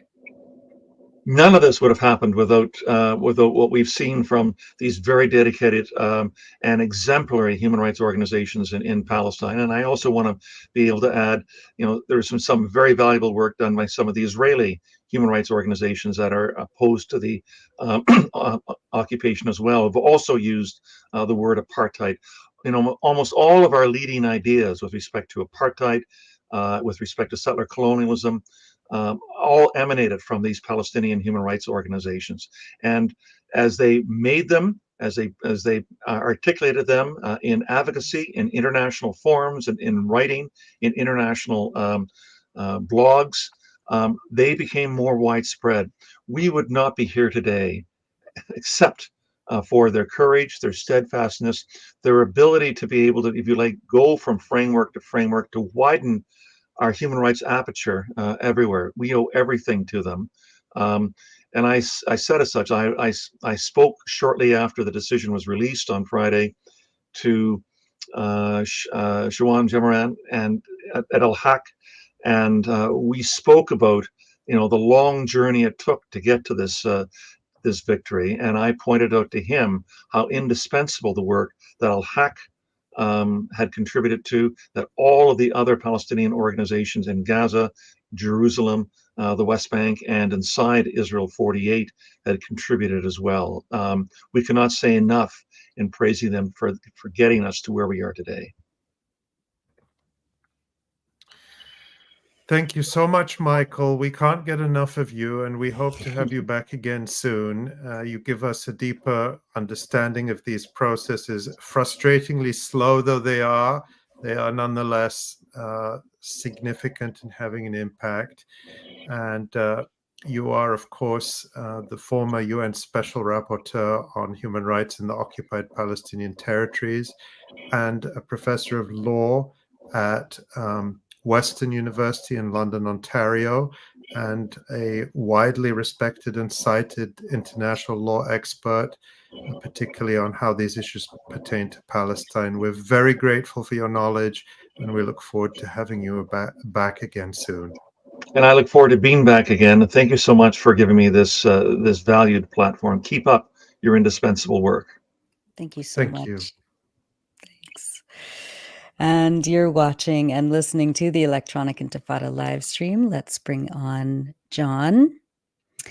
Hi, Jon. Hi, you guys. Great show. Yeah. It's always nice to hear from Aseel. She does great work and has been doing it consistently and under the most difficult conditions, both when she was inside Gaza, and I just can't imagine what it must be like to be outside Gaza now too. It's just a devastating situation either place. So, and Michael Lynk's always sharp on international law. So good start to the show. Yeah. Well, we're looking forward to see what analysis you're going to bring us, Jon. Okay, let's do it. Let's go. All right. As usual, we are going to start in the South. And I just want to say again, as I do every week, we're still covering operations that took place in the window of time since you last saw me. You have not seen multiple videos. I have not reshown any videos in the 9 months that we've been covering this war. So, and that will continue this week, perhaps after the war, after a ceasefire. We can take some time and reorganize videos into various different ways to show the way that tactics and strategies have been used by the Palestinian resistance. But for now, we're still just going day by day, blow by blow of the operations, which have consistently been carried out, and we're so this week. We're going to start in the South, and we've talked on a number of the last episodes about the Philadelphia corridor. We've actually added it to our map here. Thanks to Maxwell for this map, and adding the corridor was something that I hummed and hawed on for a while because I wasn't sure how the resistance was going to handle this and how the Israelis were going to handle this. There was a lot of talk. I mean, if we go back, it was May 6th. May 6th and 7th is the day that the Israelis invaded Rafah and came along the Philadelphia corridor, closed the Rafah crossing to pedestrian traffic. So nobody with injuries is able to leave the Gaza Strip. The Gaza Strip is sealed. And the Kerem Shalom crossing from Israel is just further down to the south of the Rafah crossing on that map that you see there. And last week I showed you how aid through this corridor has basically stopped entirely. The population has been pushed into Al-Mawasi, which you can see up there on the coast in front of Khan Yunis, the former Israeli settlements. And as Nora said, on Monday, an operation began in Khan Yunis from the 98th Division of the Israeli military, which is this unit, this division that's been roving. They're the unit that was fighting in the Jabalia camp a few weeks ago, a couple months ago now, I guess, when the soldier was captured that nobody in Israel has acknowledged was captured, but we clearly saw him being dragged through the tunnels of the Jabalia camp. That was the 98th Division. And then in the recent invasion of Tel Aviv, which is downtown Gaza City, that was the 98th Division as well. They pulled out of Tel Aviv last week and are invading Khan Yunis this week. And they killed 70 people within the first few hours. The number's well over 100 now since this operation began. More than 50 airstrikes on the Khan Yunis area specifically. And of course, as Nora pointed out, the airstrikes and artillery shelling still happens all throughout the Gaza Strip, regardless of the battle space in question. But the battle space at this point right now is predominantly in Rafah. You can see Rafah there. Rafah is a single refugee camp, according to the United Nations, a single refugee camp and the city. But the people of Rafah divide up Rafah into their own blocks. And you could see Tel Sultan is one of the major areas that fighting has been in the last few weeks. But this is, again, a 3 month, coming up on 3 months of this operation in Rafah that was supposed to, according to the Israelis, route the final 4 battalions of the Qassam brigades, which I've pointed out numerous times on this show is a meaningless distinction. It doesn't encapsulate how many fighters are in each battalion. It doesn't encapsulate the ability for the battalions to merge. It doesn't include special forces battalions. So these 4 battalions in Rafah were said to be by the IDF the easiest of the fights that they have had. And they said, Netanyahu said at the beginning, and the defense ministry at the beginning said, it was only going to be a few weeks in Rafah. And here we are coming up on 3 months. And we have a packed show for you this week with resistance videos from Rafah. So let's get started on those. Number one, Tamara, is a Soraya Al-Quds Islamic Jihad sniper here. You see him with his 50 cal Sayad sniper rifle, which is similar to the Al-Ghul that the Qassam brigades use. And as usual, Soraya Al-Quds gives us a little bit longer view so we can watch him set up here. You can see him calibrate his scope. You can see his positioning. We're watching 4 Israeli soldiers scurry across the street here, and they're getting red triangles, of course, for the listening audience. And we see the sniper set up here. He's got a GoPro on his head, and you can see on the right there, you can see the round for this rifle. It's a huge round for the 50 cal rifle. And we're watching him load it up here. And again, we're going to edit out the successful hit to keep these videos PG. So we dropped that second screen from the video. But you can see all the things that the professional Palestinian soldiers do that the Israeli soldiers do not do. You can see this fighter.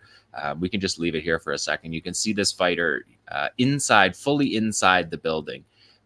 He's got his muzzle flash will go off inside the building. He's not sticking his barrel, flagging it out the window like we see the Israelis doing, constantly giving up their positions. You can see how quickly this fighter gets into position. Sometimes the snipers are in position for a long time if they have a safe spot and they're waiting, and sometimes they're acting tactically to respond to what they're seeing on the ground. And here we see the last soldier get identified as the target.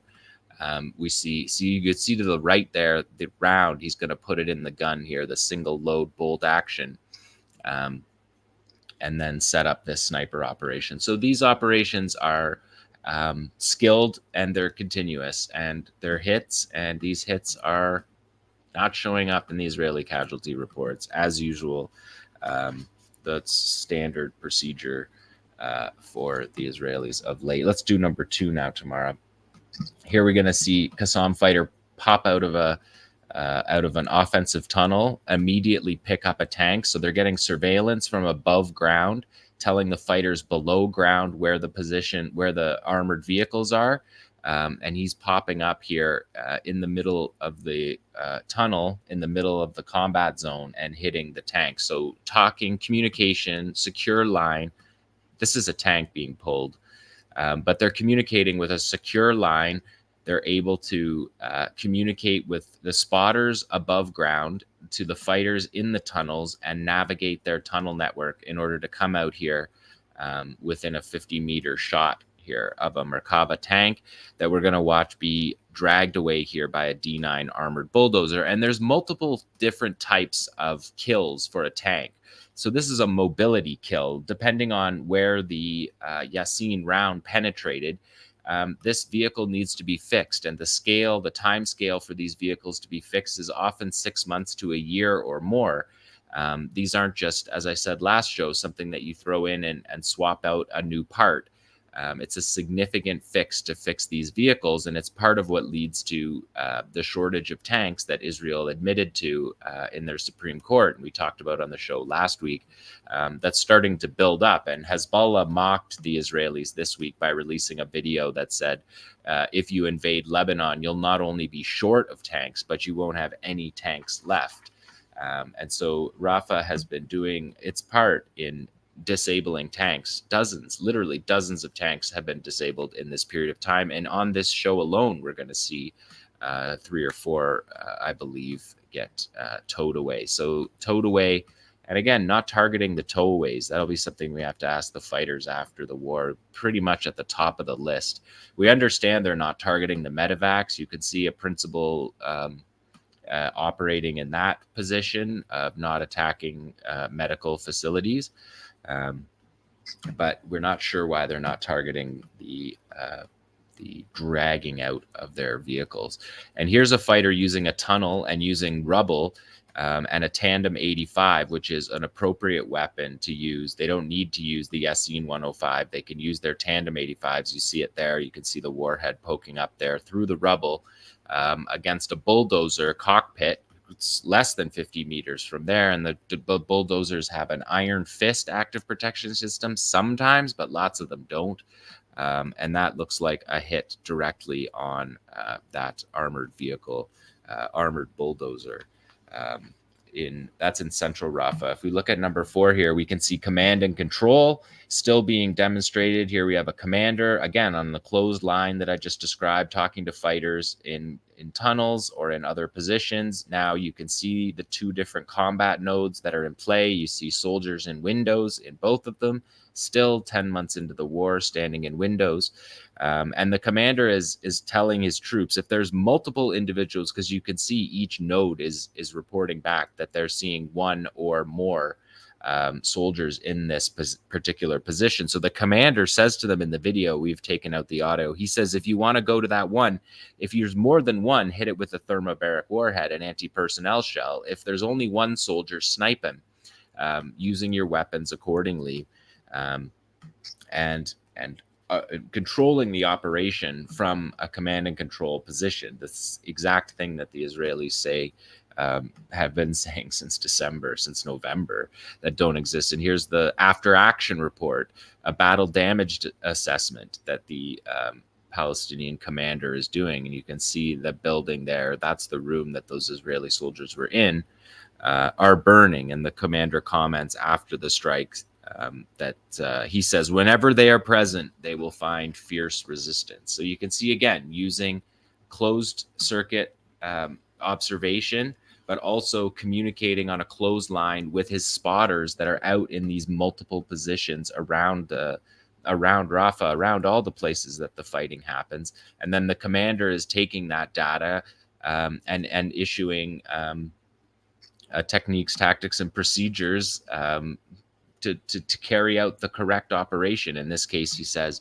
if there's one, just snipe them. If there's multiple, use the thermobaric warhead, which is designed as an anti-personnel weapon to hit soldiers in building positions, behind fortification, behind cover.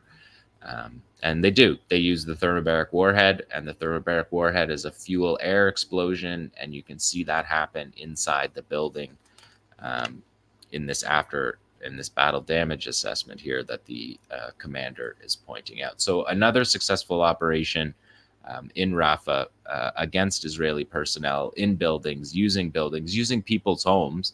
This is where you get the pictures of them dressed up in women's clothes and basically just doing the most dehumanizing and idiotic things they can do and taking TikTok videos of it. It's inside these positions, inside people's houses, that they're doing that. Let's do number 5 tomorrow. This is another thermobaric warhead strike. You can see this is a Soraya Al-Quds operation. And again, they give us the chance to walk through with them and look at what they move through. The rubbleization is just remarkable. It's just, even there was a report from RUSI, which is the Royal United Services Institute. It's a military think tank in the UK that did a Gaza tactical lessons from the IDF in Gaza. And here you see the sniper position. They're identifying the 2 sniper loopholes and the cameraman on this position. But look at the rubble everywhere. The fighter here is able to move outside of the sight line of the sniper. You can see the sniper loophole, and watch both the cameraman and the shooter are outside of the sight line of the sniper position and hitting it with a thermobaric warhead. And this is something that we can loop this one again when it's done tomorrow. This is something that the RUSI report, which is based on 44 interviews with IDF personnel, and they're talking about lessons learned for the British Army. And look at this scene here. Look at the destruction. And one of the things the RUSI report says that the Israelis have trouble with is because they've destroyed so much, they have a difficult time identifying and describing in words to their positions where fighters are, where they should be moving, because there's no visible landmarks. We heard Palestinians saying that early on in the war, saying they didn't even recognize their own neighborhoods because the houses are flattened, the landmarks are gone, and you don't know where you are when you're just in piles of rubble like this. And this has been something that has vexed the Israelis, and the Israelis have, in their as they do, have come up with a new term for their training. They're going to train in devastated terrain warfare.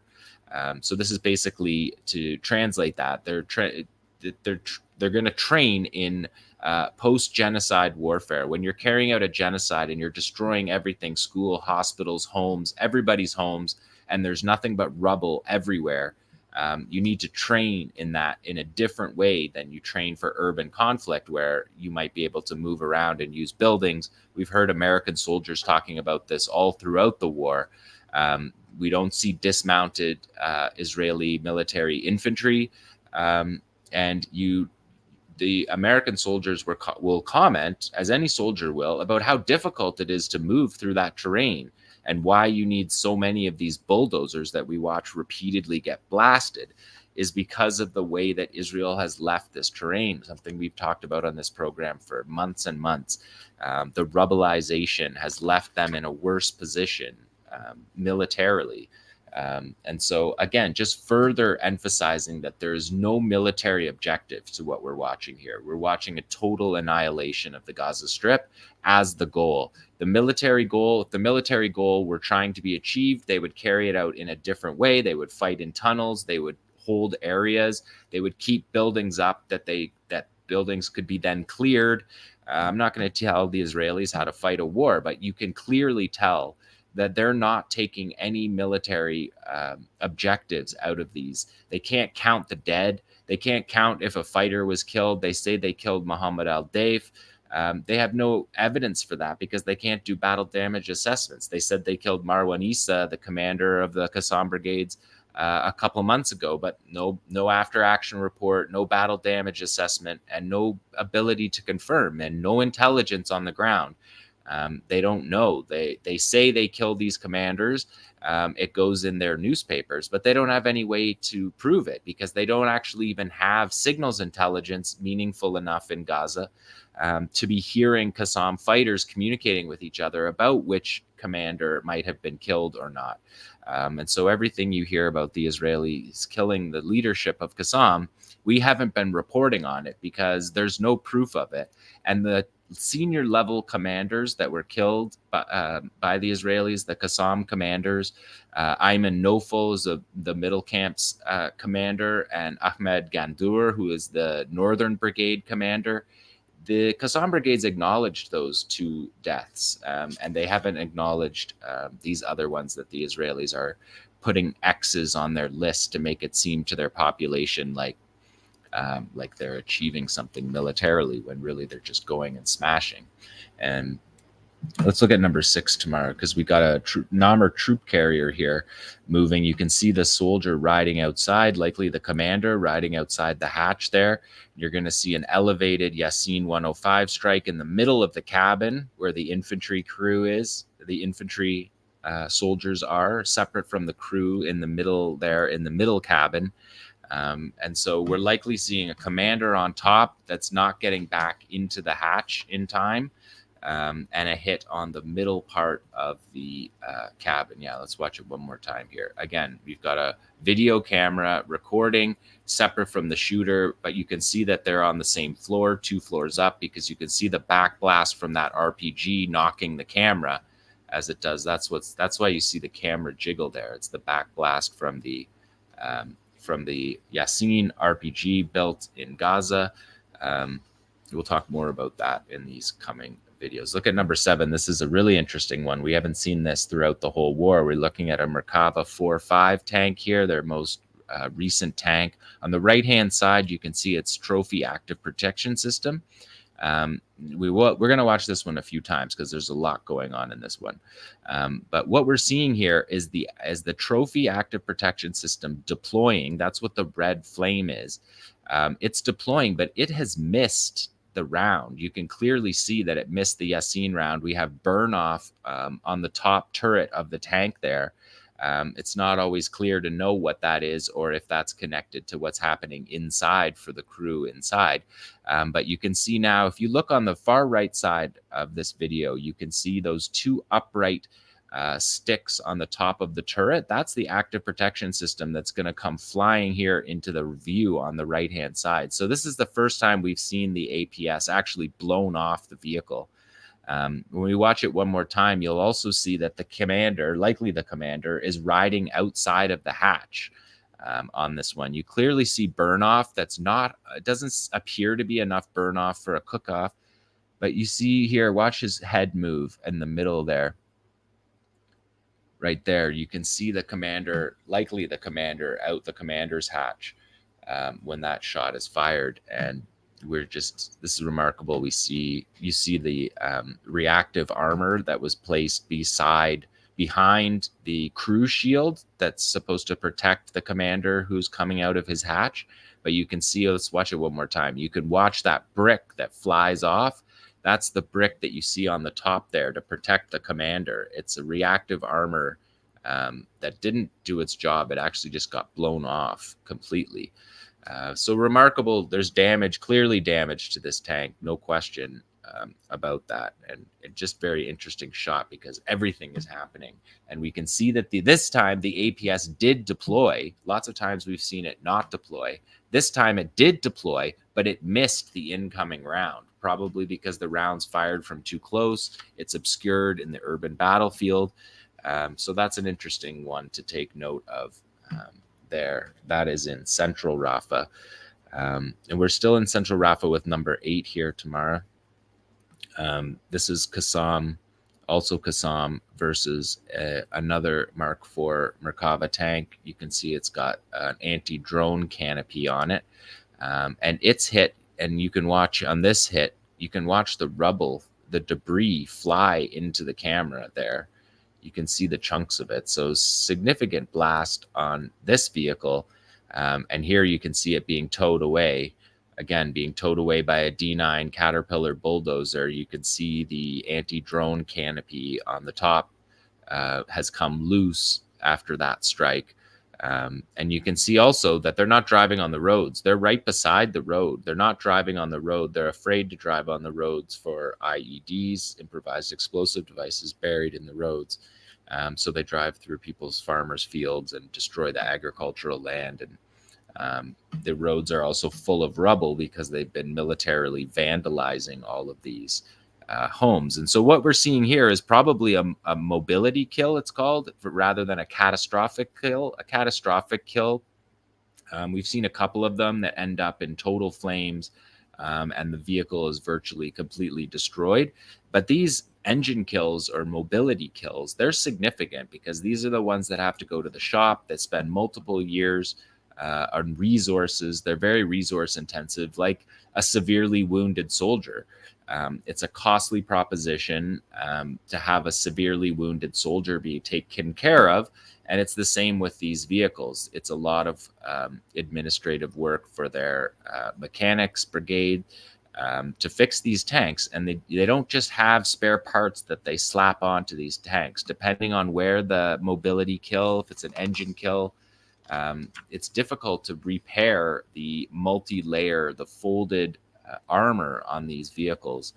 And so when we were talking last week on the show about 500 tanks being under service and out of the battle, we've just watched 4 in this video alone add to that number just in the week since we talked about the 500 vehicles. And you can see the D9 Caterpillar bulldozer from Peoria, Illinois on the boycott, divestment, sanctions list, pulling the Merkava tank there. And now let's do number 9, Tamara, because this is another good one. This is a door pop. This is a classic move that Rafa's been using quite a bit. Pop the door, immediately step out. We see a Yasin 105, still stocks of Yasin 105s, which is a much heavier weapon than is necessary for that bulldozer, and hits the bulldozer in the cockpit. It's possible that's an unmanned bulldozer. If it's a manned bulldozer, they're lying about their casualties. If it's an unmanned bulldozer, it's a mobility kill as well for that bulldozer. And there's a limited number of bulldozers. There's not unlimited numbers of all these. So when they talk about going to Lebanon and threaten that they're going on to Lebanon after this, they're going with a very degraded military that's been worn down by $500. Remember, these weapons are $500 weapons that include all of the research and development, the training, and putting into service. $500 total. Let's look at number 10 tomorrow, because we got an elevated Yassin strike here from the kitchen sink. Again, military vandalism, just blowing out half the wall of somebody's kitchen. But they give it as it becomes a fighting position, and a fighting position to effectively hit a Merkava tank and a D9 bulldozer that are side by side in this one. You can't see exactly who it hits because the fighter is peeling off and returning to his base safely. But if you look where the red is on the tank, but you're going to see a bulldozer drive up right beside it too. So there's two targets there, and we've seen them hit from that range many times. That's well within the 100-meter range. Of the weapon. 𝐓𝐿 fighters try to get within 50 meters, but that's a good military operation that we see there through the military vandalism with absolutely no military benefit. And here's a stare down using the alleys in Al-Shabura. This is a joint operation between Saraya, Al-Quds, and Qassam. So that usually means it's a Saraya fighter. And watch, maybe we can pause it here tomorrow, right here. If we can pause it. Now that's perfect. Nicely done. You can see the barrel of the Merkava pointing directly down the alleyway, and you can see the Yassin 105 pointing down. It's a barrel stare down. In the alleyways of Rafah, the historic, legendary alleyways of the Palestinian camps. And the fighter doesn't peel away here. He wins the stare down. You can play it. He wins the stare down, fires on the vehicle, and returns to his base safely, which is just a pretty remarkable operation. Again, a lot of courage that goes into that, but that's a military skill to be able to hit that vehicle in that place. And the radar on the active protection system is not going to effectively pick up that round traveling through a skinny alleyway in the camp. Okay, now we're going to move up. That's Rafah. We're going to move up to Gaza City. Take a look at this map here, zoomed in.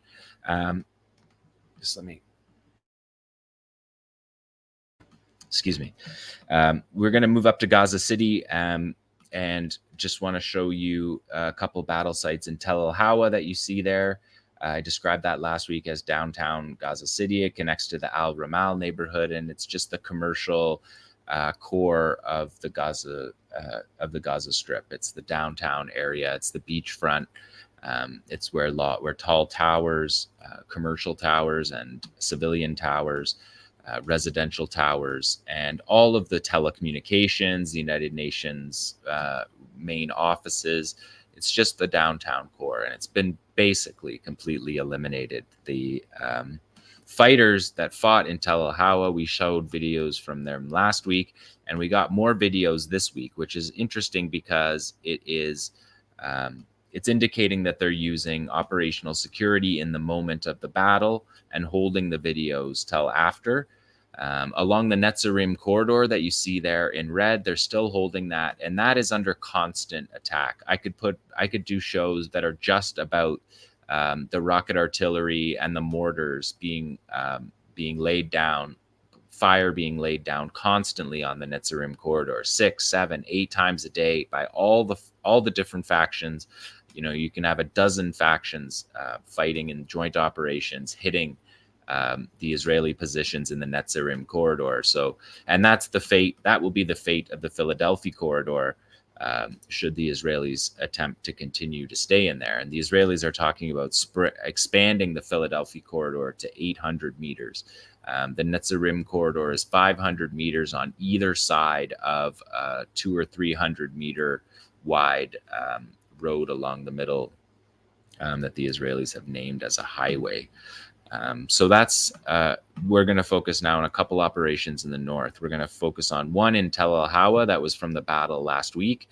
And this is a complex operation. There's four different, it begins by describing four different difficult security situations. And the voiceover of that is the Israeli media saying that on their television. We're watching four operations here, burying IEDs. We're seeing them here repurposing Israeli-American Mark 84 bombs, 2,000-pound bombs. That was a Shawad 3 that we saw. And we're seeing drone footage, tactical deployment of drones again here.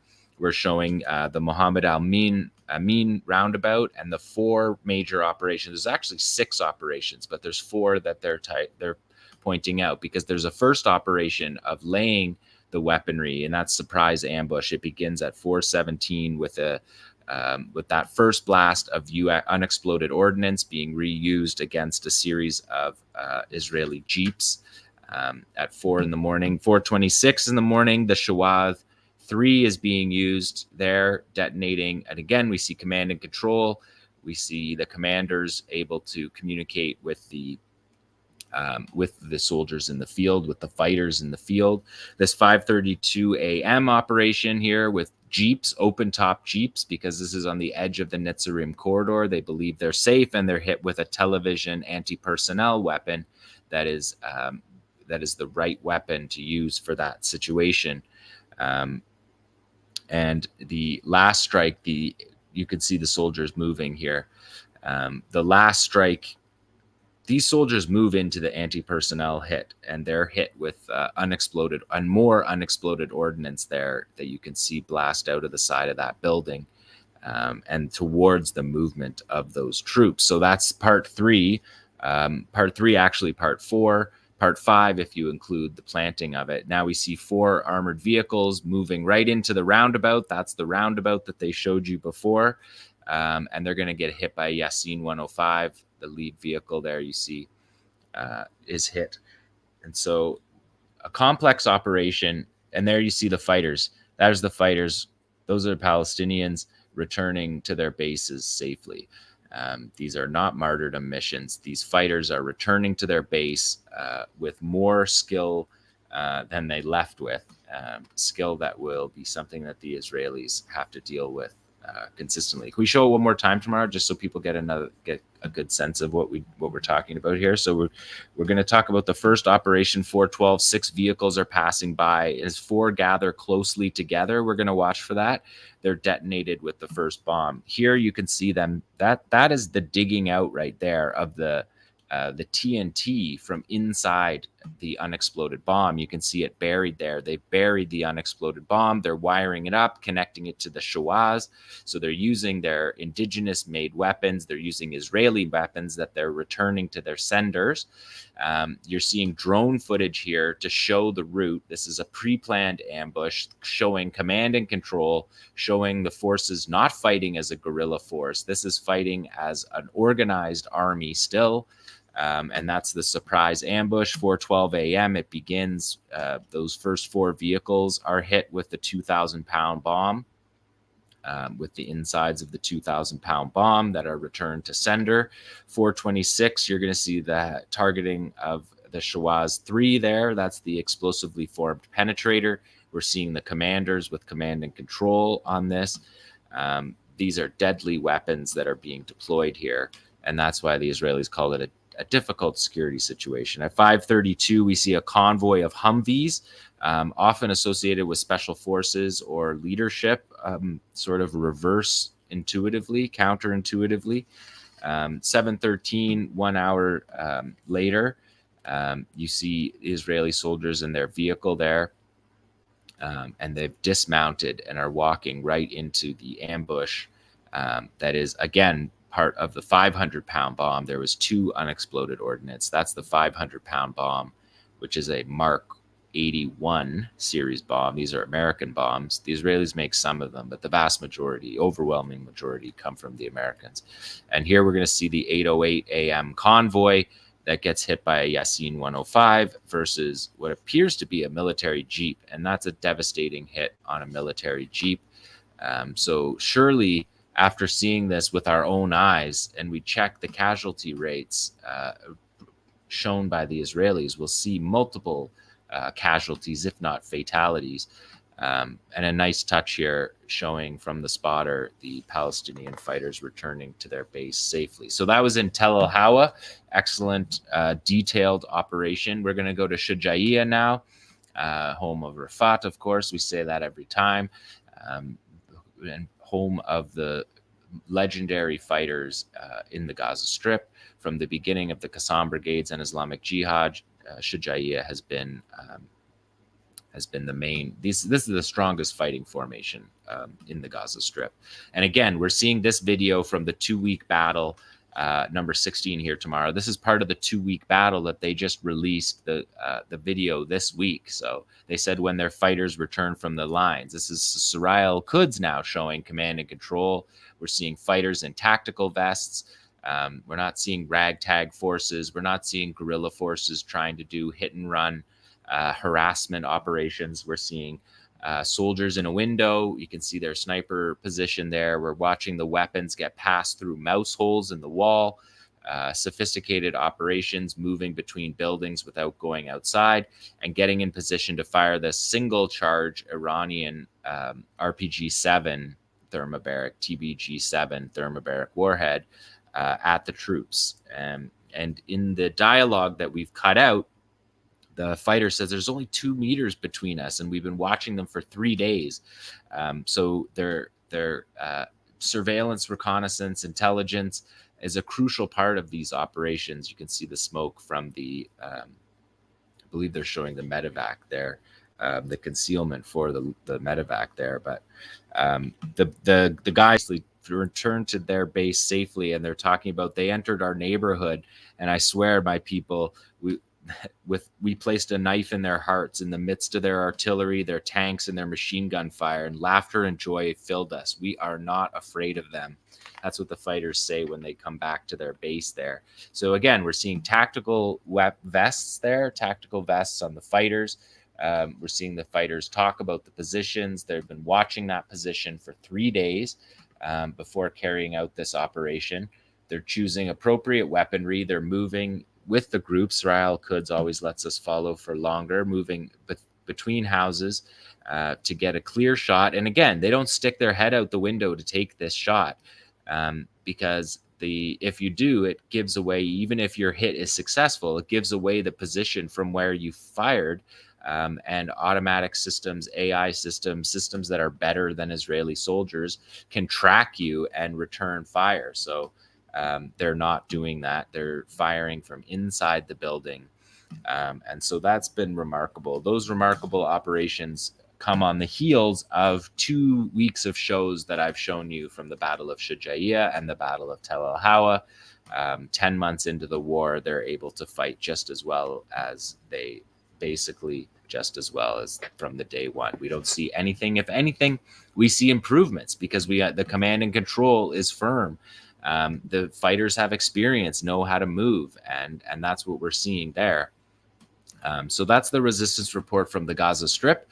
I wanted to move to Tel Aviv, actually, to Yemen, because this weekend the Yemeni armed forces and Ansar Allah managed to hit aimed at and just missed the American embassy in Tel Aviv. They call it the American embassy branch because the embassy was illegally moved to West Jerusalem during the Trump administration. But this is the original American embassy in Tel Aviv that was hit by this drone. It was hit by a drone that the Ansar Allah movement is calling the Jaffa drone, named after the original name of Tel Aviv, the area that became Tel Aviv.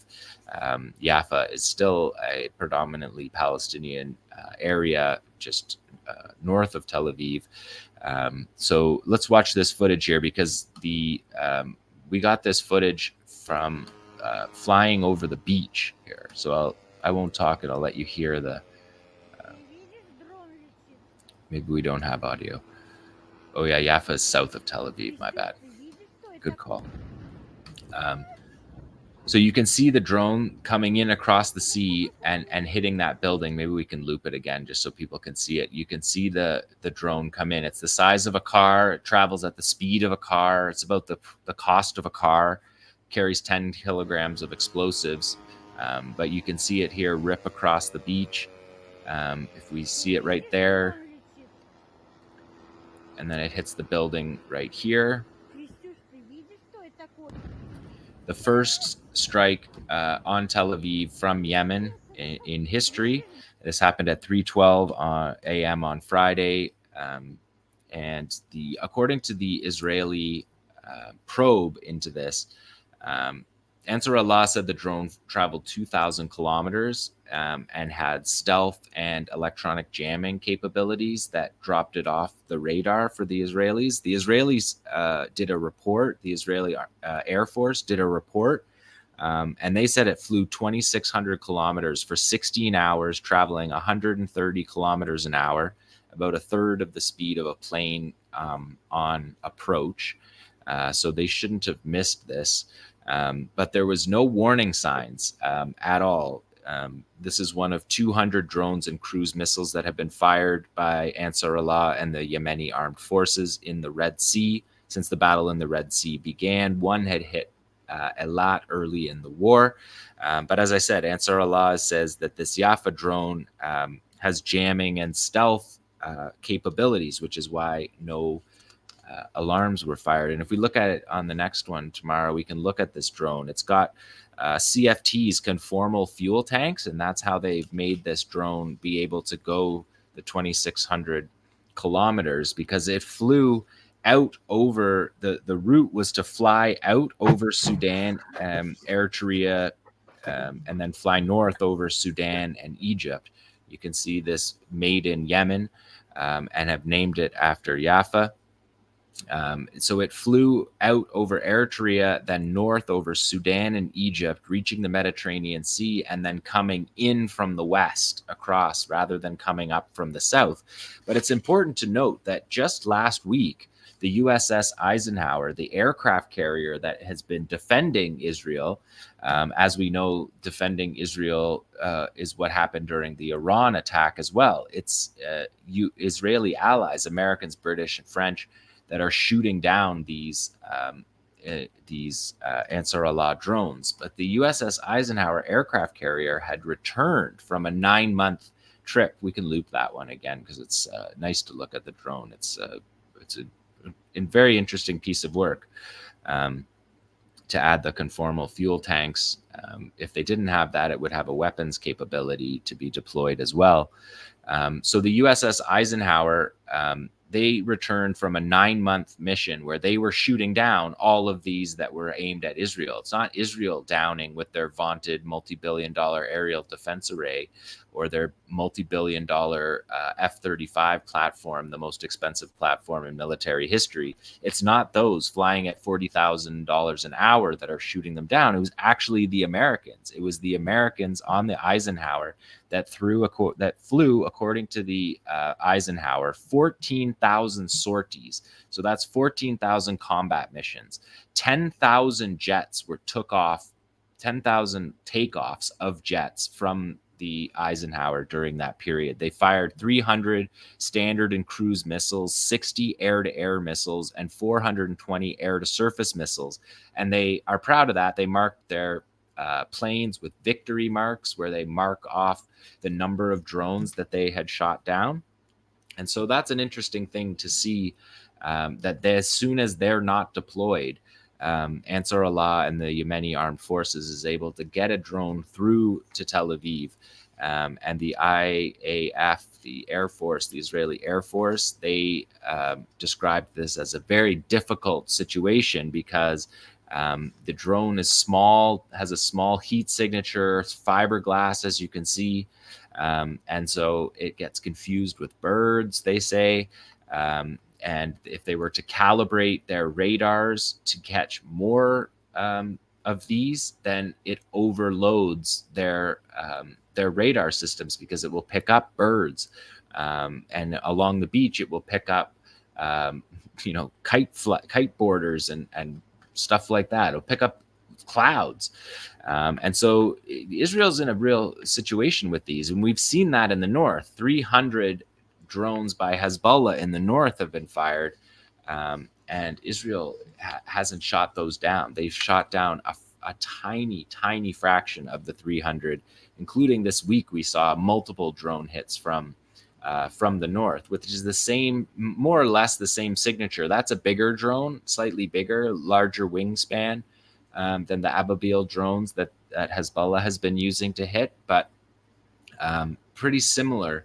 And it's clear because constantly from the north we hear that no air raid sirens were released during that time either. So this is something we're going to keep our eyes on, because it's going to be a significant part of this war. The Israelis, this is the first time the Israelis have had to deal with aircraft of this type in a war circumstance. The 2006 war with Hezbollah didn't have these capabilities, weren't deployed in this way. The 2014 war, Palestinians deployed a number of Zawari drones, but in their infancy, and they were shot down. But we're seeing Ansar Allah being able to hit Tel Aviv, and they said they have a target bank in Tel Aviv that they can continue to hit. So that is the resistance report for this week. We went from the south of Rafah, when even further south to Ansar Allah and Yemen, who are saying that they will continue their war in the Red Sea, blocking Israel's ports until the siege on Gaza is over. Slightly different than what Hezbollah says. Hezbollah says if there's a ceasefire, they will abide by the ceasefire. But Ansar Allah has said until the siege ends, their blockade on Israel will continue. So that is the resistance report for this week. Wow. Thank you so much. There's so much that happened. And, what's your take on Yemen saying that this is only the beginning? Those drones can be built quickly. That's one of the things about them. They can be built quickly. They can be adapted. You can take parts that already exist and put them on those. They're fiberglass frames. They can be built quickly. Those conformal fuel tanks is a very interesting development. To allow it to fly 2,500 kilometers means that you can attack from any direction. You could fly out and around and come back. It's very... it went over Tel Aviv, right? Like all the way from the east and then over and around the beach. It went out west over Africa and then in over the Mediterranean, across the beach, and hit from there. And we should talk about the Israeli retaliation. For the first time, Israel carried out a direct airstrike on Yemen, which I think is a sign of how serious Israel takes this. This was unprecedented. Of course, it killed someone, but it's symbolic in terms of hitting Israel in its commercial and cultural center, and really the area where I think most Israelis feel safe or safest, given that the Lebanese security zone now extends quite deep into northern occupied Palestine, so to speak, and of course the so-called Gaza envelope. So to be able to strike in the heart of Tel Aviv prompted the Israelis to retaliate and to attack these fuel storage tanks for the electricity plant at the port of Hodeidah in Yemen, and killing 6 people, mostly civilians, and injuring dozens of others in Yemen. So that is a very high price that Yemenis paid as well. But those retaliatory attacks that Israel carried out are not straightforward. I mean, the drones, as John, you've pointed out, are very cheap, easy to manufacture. The Yemenis can probably make a lot of them. Iran has similar types of drones as well. But the Israeli attacks are actually logistically very difficult and very expensive, because Israel doesn't have long-range bombers. So to outfit planes to carry out long-range strikes, that they have to travel more than 2,200 kilometers one way. So the Israeli planes have to fly around 4,500 kilometers round trip, carrying a significant enough payload of weapons. It's likely, the Israeli Defense Minister Yoav Gallant came out and made a statement after that revenge attack on Yemen, saying, everyone can see the flames, because of course we saw those video of the fuel tanks burning. So in a sense, Israel wanted something very visually striking, and they relied on the explosive and combustible power of the fuel to supply that, because probably the amount of weapons they can actually deliver to Yemen is quite small. Yeah, and they basically wanted a social media. They wanted a response that could go on social media that looked like, look at all the flames. Abdul Malik al-Houthi said, the leader of Ansar Allah said that you could have made the same fire by throwing a match, right? It wasn't a sign of military capability by the Israelis. They tried to create a spectacle that would fit on a tweet, and fill the sky with smoke, there's no deterrence for Ansar Allah. There's no deterrence for the Yemeni people. It's just a message to the Zionists in Israel that, look, we can make it burn. But that's definitely the secondary part of the story, that Ansar Allah has shown a capability and a tactical deployment of that has successfully reached the center of Israel's commercial project. And we know that Hezbollah has been doing that in the north as well. So I think behind the scenes, the Israelis are scrambling a bit on this one. And then just sort of the final point on this, if this is what Yemen can do from, 2,200 kilometers away, what can Hezbollah do from, a few dozen kilometers away, basically? Yeah. And Hezbollah could launch dozens, right? That's the thing, is that the proximity of Lebanon gives drone swarms a possibility, which is something that Ansar Allah used against the Saudis during the war with the Saudis, where you launch a drone swarm, a number of them, similar to what Iran did, where you try to overload the air defense systems and tie them up and send so many in that they can't get them all. That's something that Hezbollah can do because of the proximity. And we've seen them get one in. If you can get one in, you can get 10 in a lot easier. So these are harbingers of a future warfare that I think would be very significant in Lebanon. There will be a significant drone warfare component to the war in Lebanon, should Israel be insane enough to try to do that. Yeah. Well, obviously, we're going to be watching that very carefully. We have a couple of topics that we want to get into just in the last section here of the live stream today.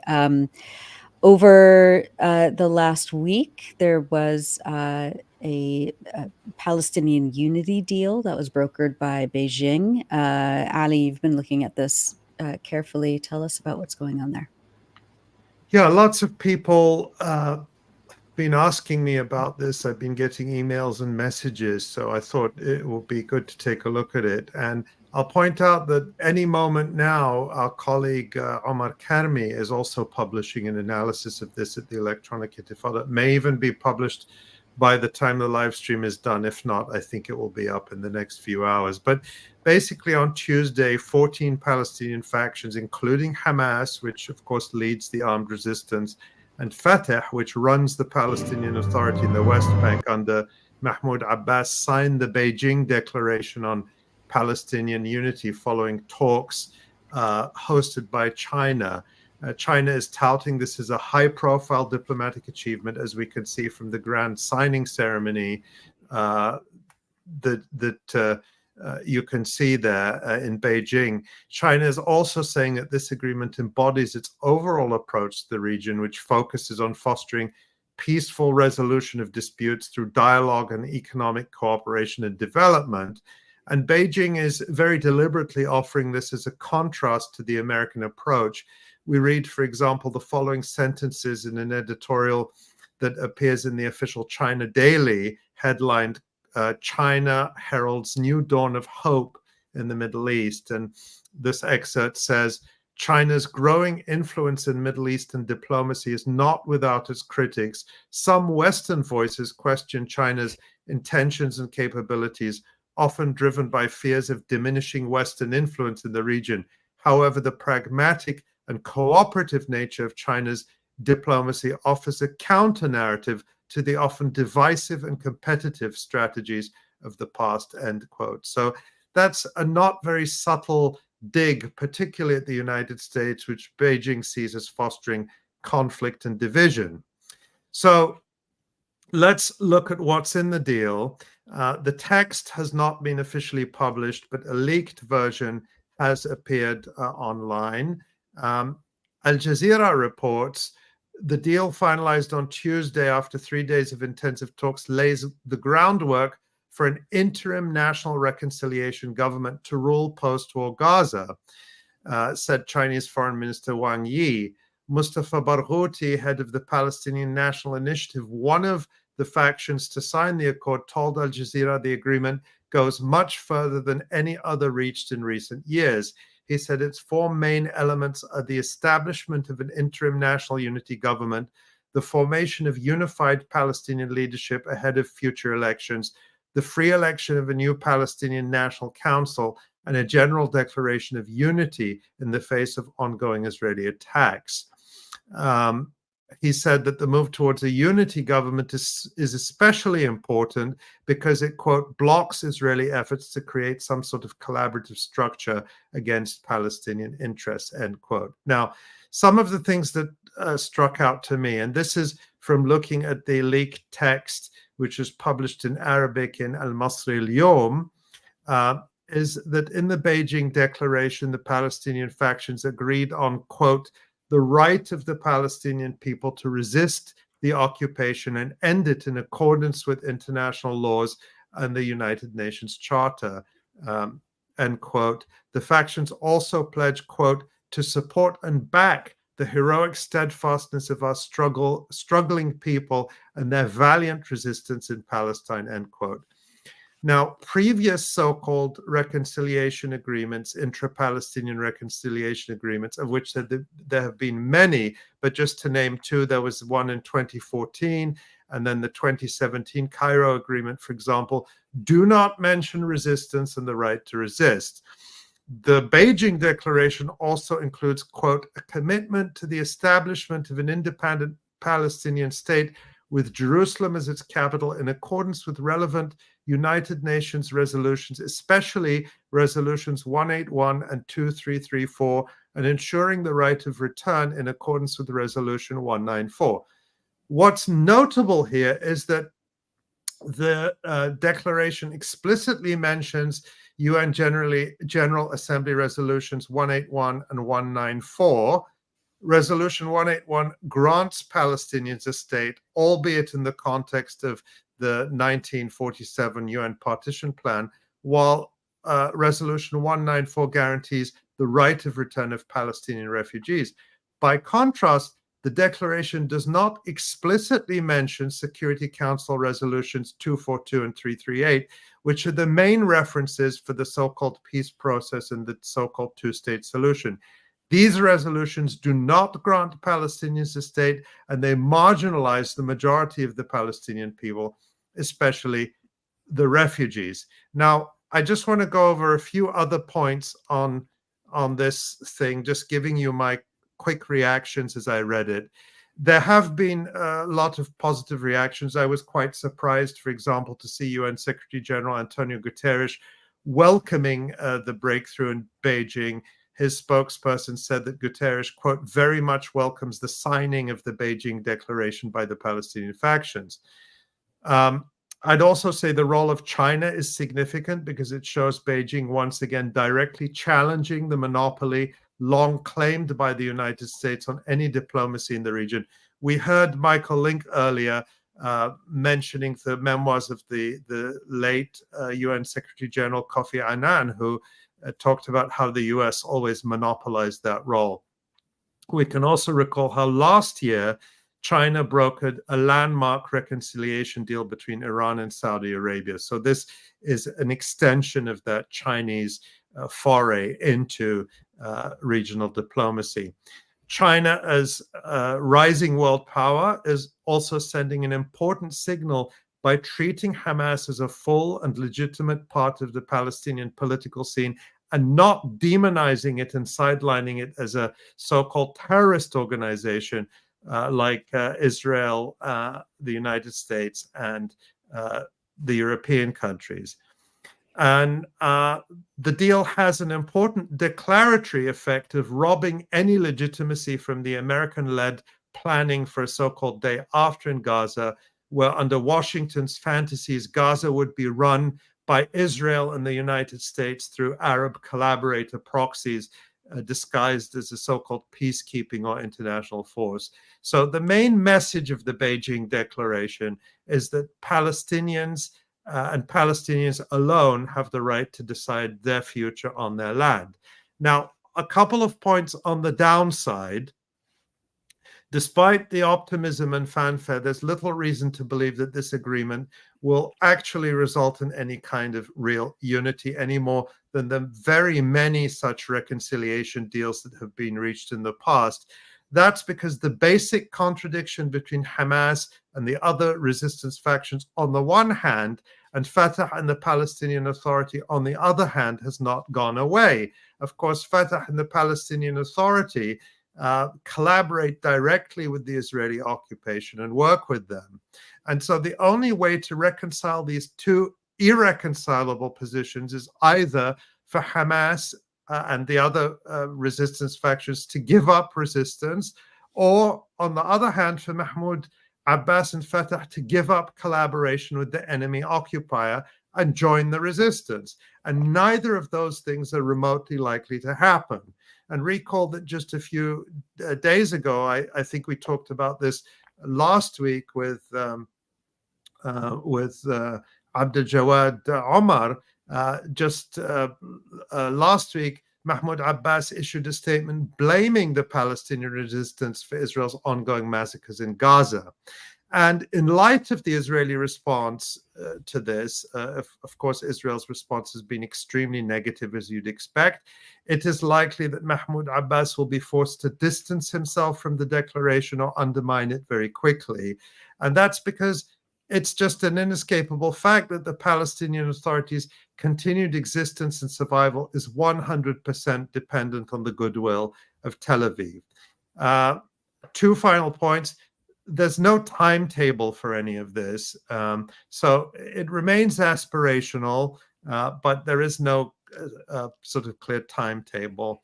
And then I'll just say that the Chinese approach remains, and of course China's not unique in this, remains wedded to the defunct two-state solution. And in that sense, China's policy has more in common with the West.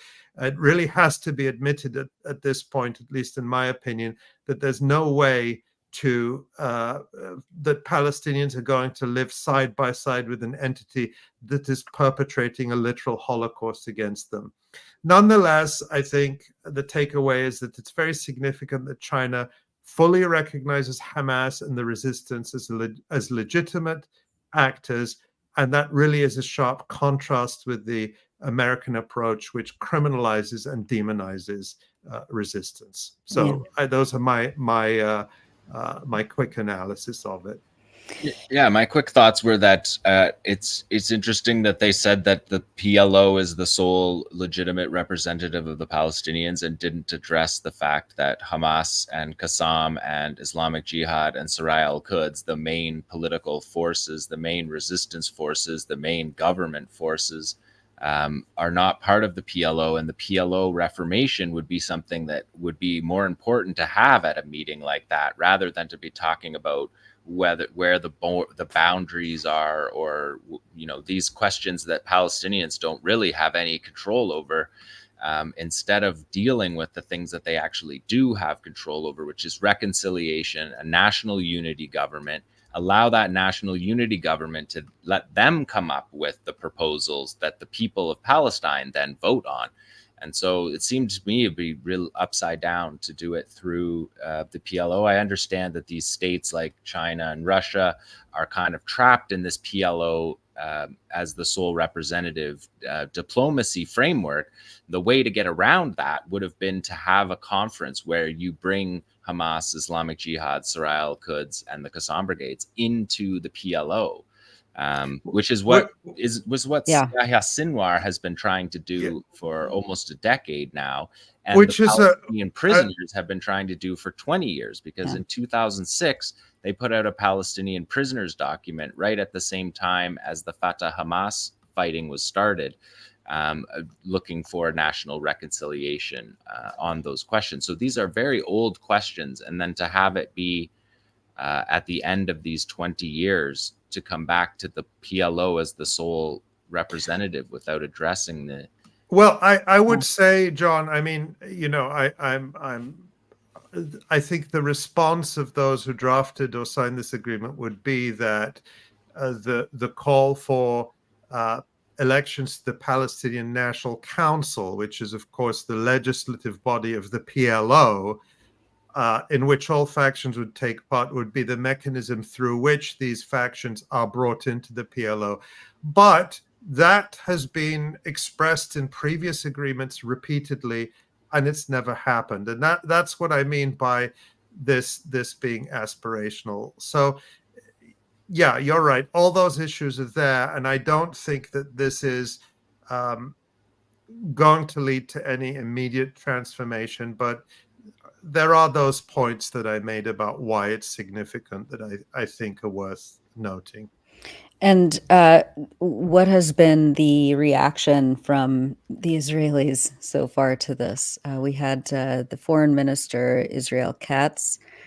He tweeted, and it's quite like, there we go. I'll read it for those who are listening. Hamas and Fatah signed an agreement in China for joint control of Gaza after the war. Instead of rejecting terrorism, Mahmoud Abbas embraces the murderers and rapists of Hamas, revealing his true face. In reality, this won't happen because Hamas's rule will be crushed and Abbas will be watching Gaza from afar. Israel's security will remain solely in Israel's hands. So, and of course, I mean, Abbas has been Israel's subcontractor of the occupation.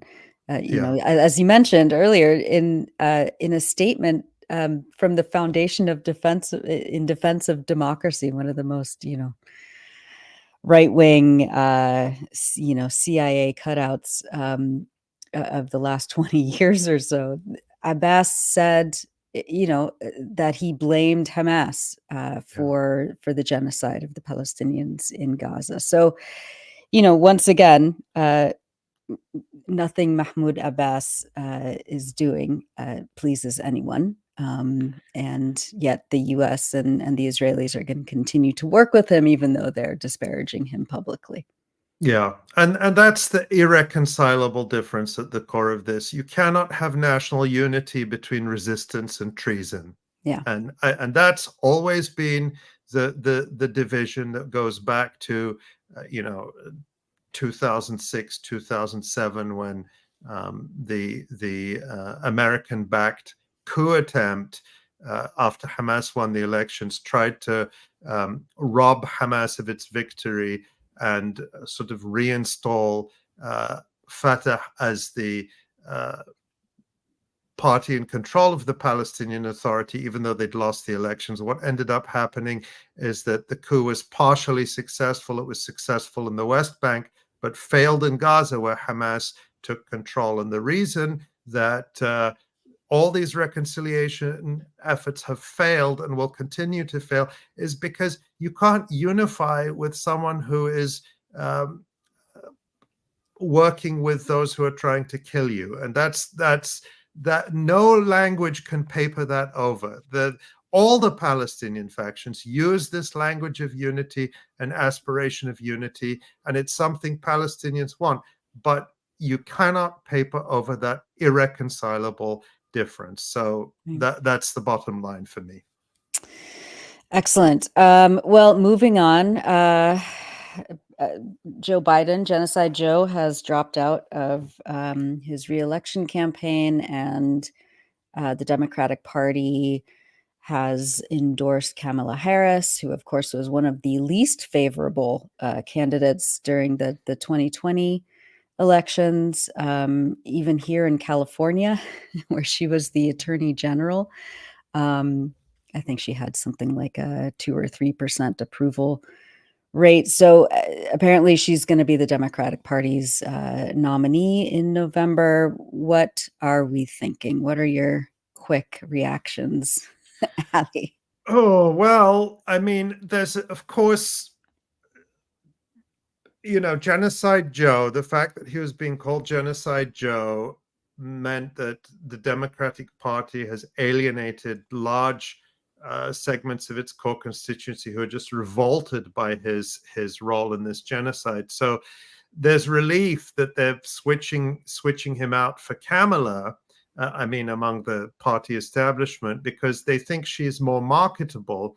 And we're already seeing an effort to market her as somehow more sympathetic or more, particularly on the question of Palestine. So, for example, this is a tweet from, and you'll see a lot like this. This is from a person called Ariel Elise Gold, who's a well-known in activist circles and describes herself as a Jewish lefty and Palestinian rights advocate. And here you can see she's trying to market Kamala. She says she was the first in the Biden administration to say ceasefire. She had stronger words on Gaza, but was forced to tone the speech down. She urged the Biden administration to be more empathetic to Palestinian suffering.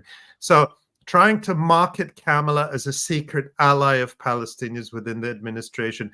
And this reminds me of the way Barack Obama was marketed as a secret friend of the Palestinians, when there was never any truth to that, and it never manifested during his 8 years of being a president. So these sorts of voices are going to be inserted into activist circles and Palestine solidarity circles to try to, at the very least, divide people, if not to try and get them to support and vote for Kamala. But what's the reality is, we can take a look at this, the tweet from the ex-user, the famous ex-user 𝐄𝐥𝐝, who has done a lot in debunking many Israeli atrocity stories. But you can see here 𝐄𝐥𝐝 is highlighting this article from the Times of Israel, which is saying which is really debunking a lot of these claims about Kamala being a secret friend of the Palestinians. You see there it says, Biden officials say Harris won't shift course on supporting Israel. And then the subtitle, the officials argue those claiming vice president will take a harder line with Jerusalem, engaged in wishful thinking. And then you also see an excerpt from that article, because there's been a lot of hullabaloo that she's not going to preside over today's session in Congress as vice president. She's also president of the Senate. She's not going to preside over the session in which Netanyahu will be speaking. And some people have been saying, oh, well, there's another sign, another secret smoke signal from Kamala that she's really on our side. And as the article says, quote, her travel to Indianapolis on July 24th, meaning she won't be in the Senate, should not be interpreted as a change in her position with regard to Israel. This is simply confirming her travel plans, said an aide to the vice president. So, and then of course, remember, and her own record, her own record. She has never spoken out against this genocide. When she called for a ceasefire, there was that clip where she said, "I now call for an immediate ceasefire." Pause. Mm-hmm. For 6 weeks, or for up to 6 weeks, and she paused that way so that people would clip the first part of that statement and leave off the last part where she said for 6 weeks, which is, the no conditions on position. Israel. Yeah, that's the position of Benjamin Netanyahu. He's willing to have a ceasefire for 6 weeks to get the Israeli captives back and then resume the genocide. So you could call that the Kamala Netanyahu position on a ceasefire. And then she has played as a woman, as this person who's held up as sort of, representing diversity and modernity and multiculturalism, she's played a pernicious role in spreading and disseminating the mass rapes hoax, which we have debunked so many times on this live stream. So if we look at that story we published here a few weeks ago about an event that Kamala hosted at the White House to screen Sheryl Sandberg's fraudulent film pushing the mass rapes hoax. That film, you'll remember, Screams Before Silence. We did a full debunking here.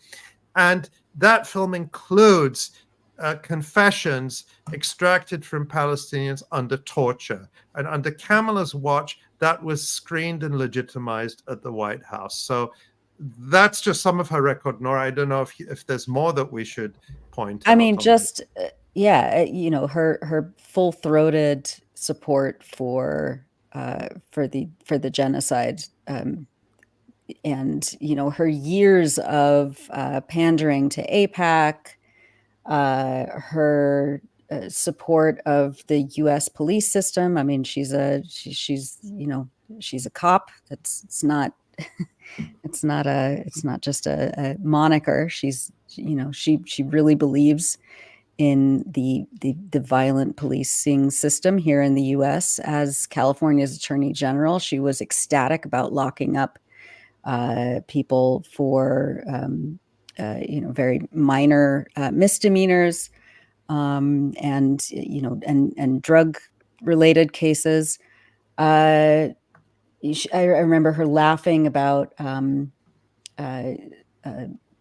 getting children who were skipping school, putting them in juvie. I mean, she's just a U.S. liberal politician, and everything that comes with that. Pro-cop, pro-genocide, pro-capitalism, pro-Israel. I mean, she's just. And we should point out because I know that we want to move to the final things, but our colleague Michael Brown has this fantastic piece that I'll drop in the chat here that is headlined "Kamala Harris Won't Stand Up to Netanyahu in Washington," and it details some of her record going back quite a few years on her strong, full-throated support for Israel, her speeches to AIPAC, the Israel Lobby Group, and so on. So there's more of that there. Yep. Yeah. Don't get fooled. She is exactly. Well, at least buyer beware, because people. Exactly. The point is, again, we're not here to tell people how to vote or whether to vote. That's not our role. No. Our role is to give people evidence. I wasn't going to say information, but I don't want to sound like what's his name, Jeffrey Gettleman. We give people evidence, and you make up your mind, and evidence that you have to keep in mind when you see people trying to market Kamala to you as something she's not, in order to try to win over supporters of Palestinian rights. Right. Well, finally, Netanyahu is, I think, right now speaking to Congress. There was a lot of commotion by self-proclaimed progressive members of Congress saying that they are going to boycott the speech. But there he is. What do we want to say about that?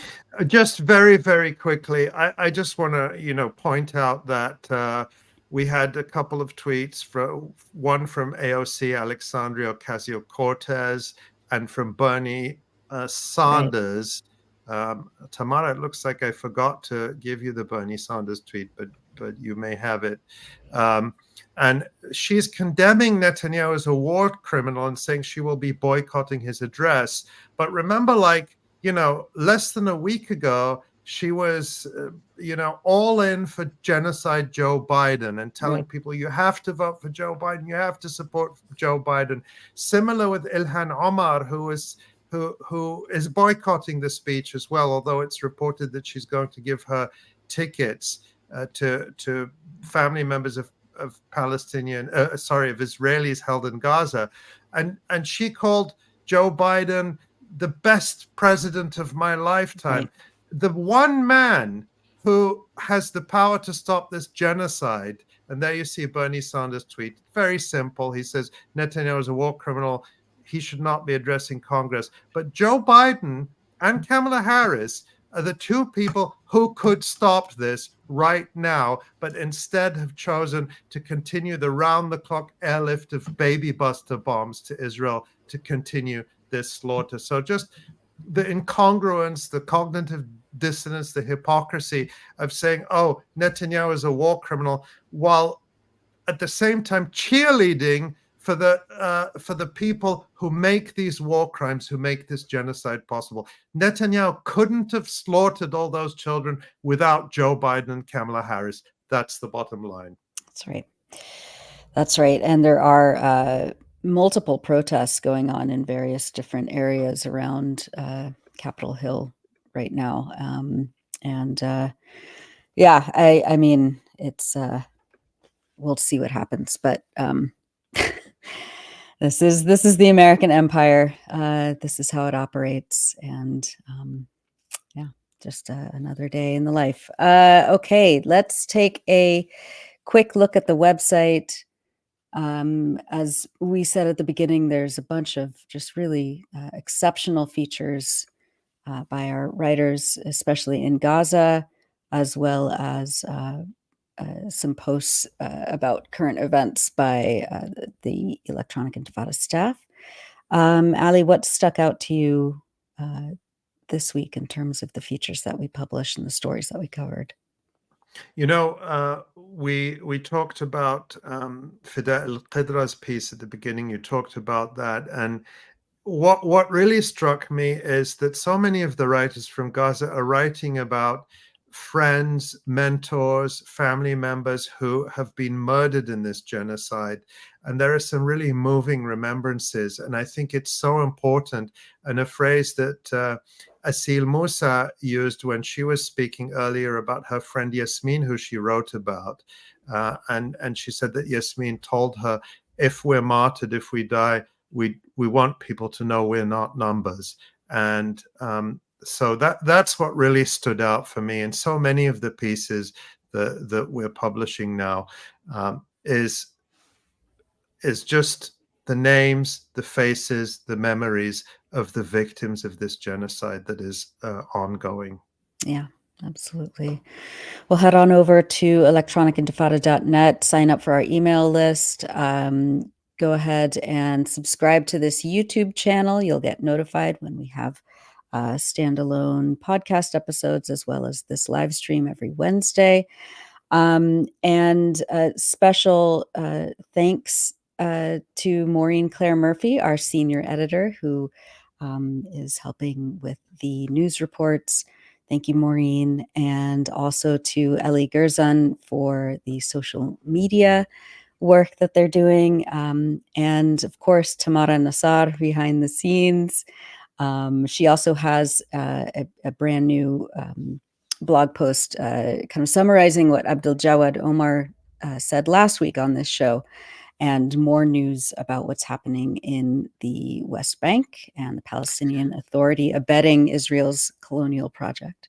So check that out.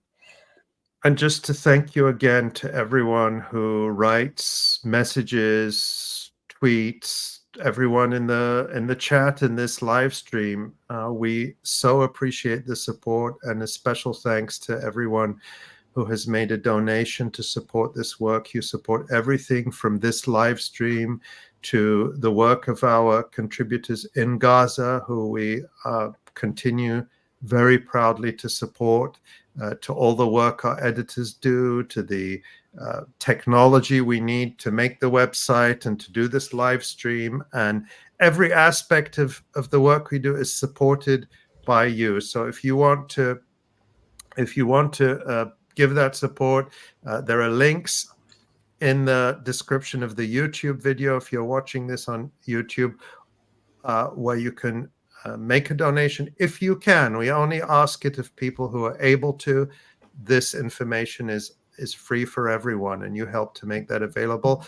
Or you can go to electronicintifada.net and click donate now, and just know that we appreciate every single one of you for helping us to do this work and get the word out.